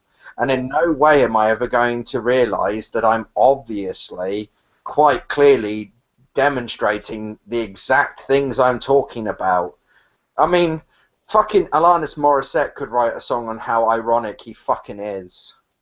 Yeah. And I mean, it does seem like he's trying to set up the Church of fucking Beasley. I think he actually thinks he is the Messiah, but in the words of Monty Python, you're not the Messiah, you're a very naughty boy, now go away. Yeah, and the Gospel of Thomas, which I'm going to interpret as the Gospel of Jesus, because everybody else calls it Thomas, but I'm going to call it fucking Gospel of fucking Jesus. And, well, I'm going to get that fucking Gospel, and I'm going to cherry pick the things that Jesus says, okay? All the rest of it, out of the 114, I'm just going to cherry pick the ones that I like and throw the rest of it in the shithouse and call that the fucking Gospel of fucking Jesus. Yes, Rob, yes, we understand that, yes. We understand what fucking cherry picking is, Rob. Not true, I take the whole 114 sayings. Cherry picker. I like the way he clearly knows he's still watching this hangout. Not true, you take the full 140 sayings. It doesn't matter. I'm sorry. You're just nothing but a fucking woo peddler. 114. Woo peddler. You've not read. Fucking, it's not snake oil, this thing that you're selling, Rob. Fuck's sake, it can make you 10 feet taller as well, according to you. I'm sure you probably think that you've counted back from Affinity twice. Your hurt feelings about your weight or something. Hurt feelings. Rob, no hurt feelings here, mate. None at all. I'm be a Krispy Kreme. I'm chemically unable to be unhappy right now, Rob. I'm physically incapable of anger. You're going to be a technical critic, you read the material. Yes, you read the material. You also look at where those sources come from. Can you verify the author? Can you verify the information that's in it? You can't say that something's true based on writings on the same fucking thing. I can tell you that there's Marvel Comics out there, therefore Spider-Man. In 2,000 years do we get to have the Church of Spider-Man, Rob? Because I certainly Spider-Maned your wife. I fucking wanked into my hand and flicked it at her. I mean, seriously. I could have pulled her towards me with the fucking thing like Swarm from Mortal Kombat, like proper, get over here. Yes. And I tell you what, I hit her right in the eye, and then I kicked her in the shin and gave her an angry pirate. She's like, ah. Chaz, have you read the 114 sayings? Oh my God! Only you have, Rob. Do I have to read the 140 sayings to question the? Chaz, you don't come in here and call the shot. The author. Do I have to read the 140 sayings to verify to question the accuracy of the author? Can you validate that it was written by Thomas? That would be my first question. Has control. My name's Chaz, and you will listen to Chaz, yeah, look at me. Chaz is wonderful. Down. All of this fucking love you're giving me is giving me a fucking stiffy right now. Ah, stop. I mean, seriously, mate, I can almost lick the tip at the moment. That butt hurt is strong with that one. Drink that up. You have to come in and walk hangouts because you can't find any other hangouts. Nobody else wants you in their hangouts. What you did? Oh, more and more of that fucking projection and whining and just sort of butt hurtiness. Can you smell that? Can you smell that? That smells good. Or listen to him getting all hurt because he's a useless fucking plonker. Really evident. Everyone here sees it. What you did. What you mean? You and Down. You and Down agree on something. I can attack your book, Rob, because it is fucking nonsense. I can attack anything that you say because it is generally fucking nonsense. You constantly misuse words. That's not me attacking you. That's me actually saying you're misusing words. I've even demonstrated in this hangout how you have misused words. I've also demonstrated in this hangout that you will deliberately avoid questions. I've also demonstrated in this hangout. Have you read the Book of Thomas? Have you investigated the sayings? I don't have to look at the book in order to question. Can you verify its author? Can you verify stuff that it says? Just because the sentences sound like they're true doesn't mean that they're actually factual sayings of the actual Jesus. Jesus said it. If Rob fucking says it, everything's fucking. Let's rewrite fucking history to make fucking Rob's book fucking sound more fucking incredibly fucking accurate. He holds me to the torch, Bullfrog, about reading my material and having sources and references. Yet, in his world, he's allowed to go and make his commentary and make assertions based on pure assumptions. It's not assertion, Rob. It isn't assertion. No, hold on, Bulldog. He's just said another falsehood. It's not an assertion, Rob. If you say to me, I believe that the Jesus figure is real because of the Book of Thomas, and I ask you, can you actually verify the Book of Thomas, and you say no, then I can say, well, if you can't verify your source, I don't have to accept it as accurate, therefore I don't have to accept your premise. I'm not saying it's false, I'm just not agreeing that it's true. Those are completely different things. The fact that you don't see the fucking nuance there exactly shows the entire problem with your two wolves thing. And you're going to continue to make the same mistake. Yes or no? You can come into this hangout and fucking talk to me like a man, Rob. In fact, I'm now no longer going to address you until you come into this room and address me like a fucking man to my face. Hey, this is a speech that he wants to give. It's always a speech. Everybody when you're not in the room and saying yourself, Rob, he has delusions of grandeur where he believes that people only come to the hangout to hear him speak. Everybody wants to hear him speak, and only hear him speak. He does not want to engage in any type of. Funny enough, never said these things. Oh no, I did. I said that Rob Beasley can come in here and talk to me. We all know this. Rob Beasley can come and address me like a man to my face. Rob Beasley can come and address me like a man to my face. I'm going to say it once more. Rob Beasley can come and address me like a man and not a coward to my face. End of. Chaz, have you read the 114 Jesus sayings, yes or no? Not hard. What's your answer?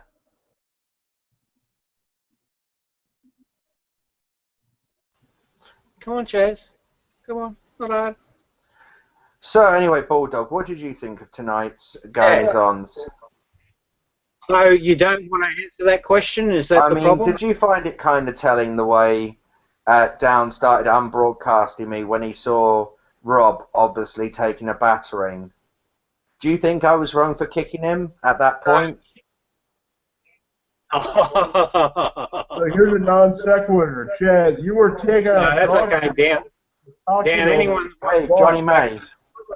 Yeah, what happened? I just went outside for a second. What happened? I was just trying to talk to you, you see, Johnny May, and I was asking you, did you think I was out of order for kicking down out the hangout earlier?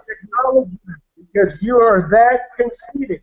You are that conceited that you can't even see how to have a rational discourse with somebody.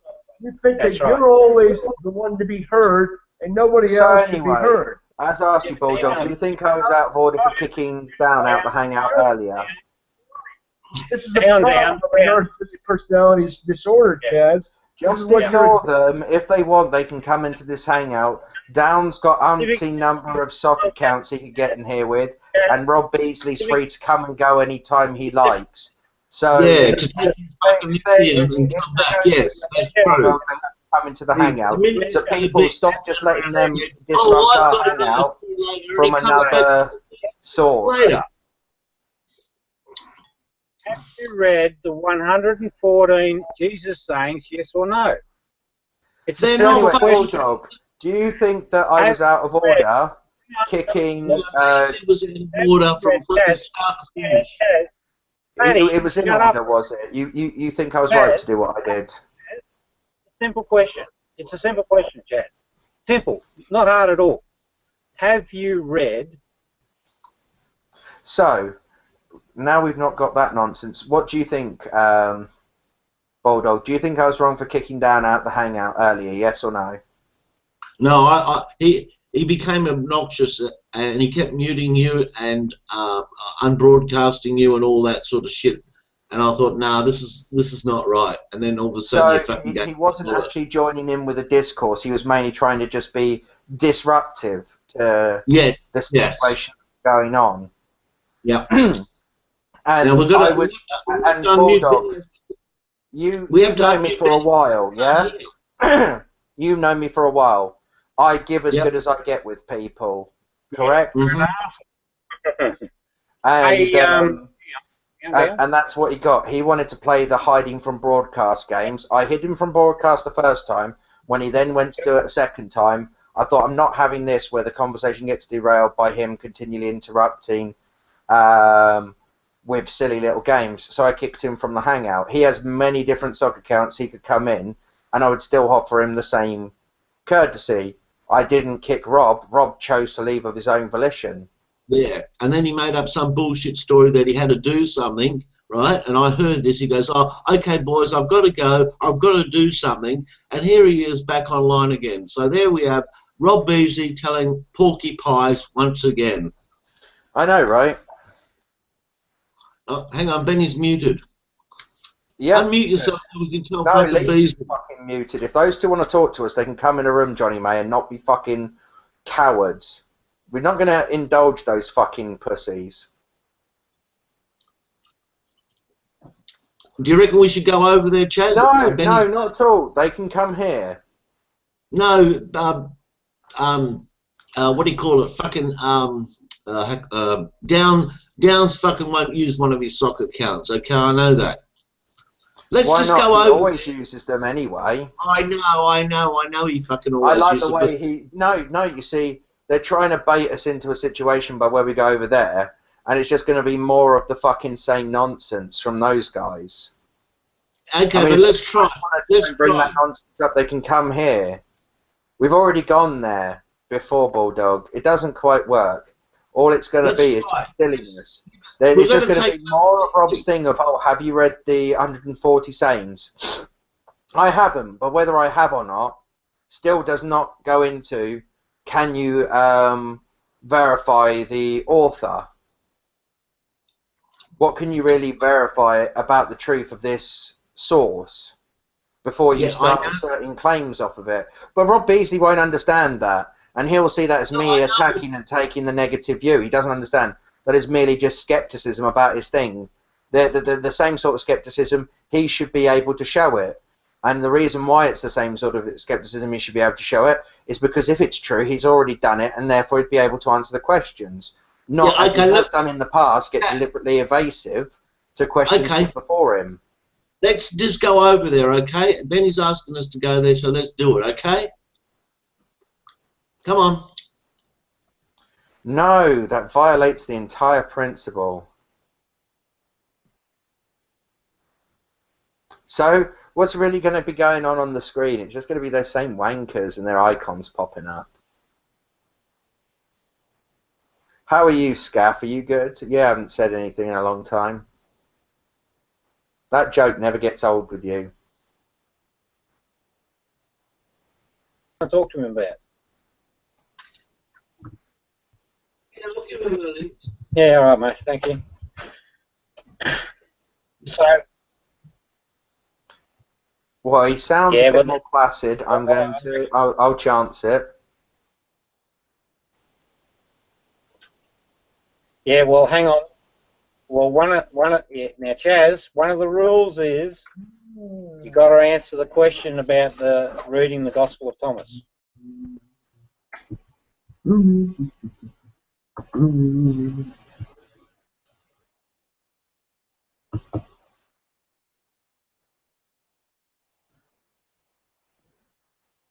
Yeah, but weren't you making? We lost them. We lost them. No, but you repurposing. I got a question. Let me ask the question. Right? Stop repurposing. Hang on.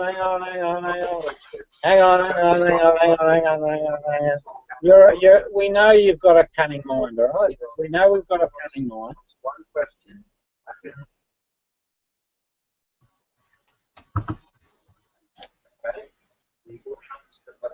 Hey, Benny, you're gonna have to close down the other hangout.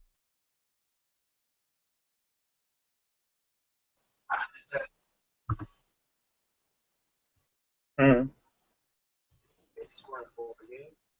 Do you see the difference between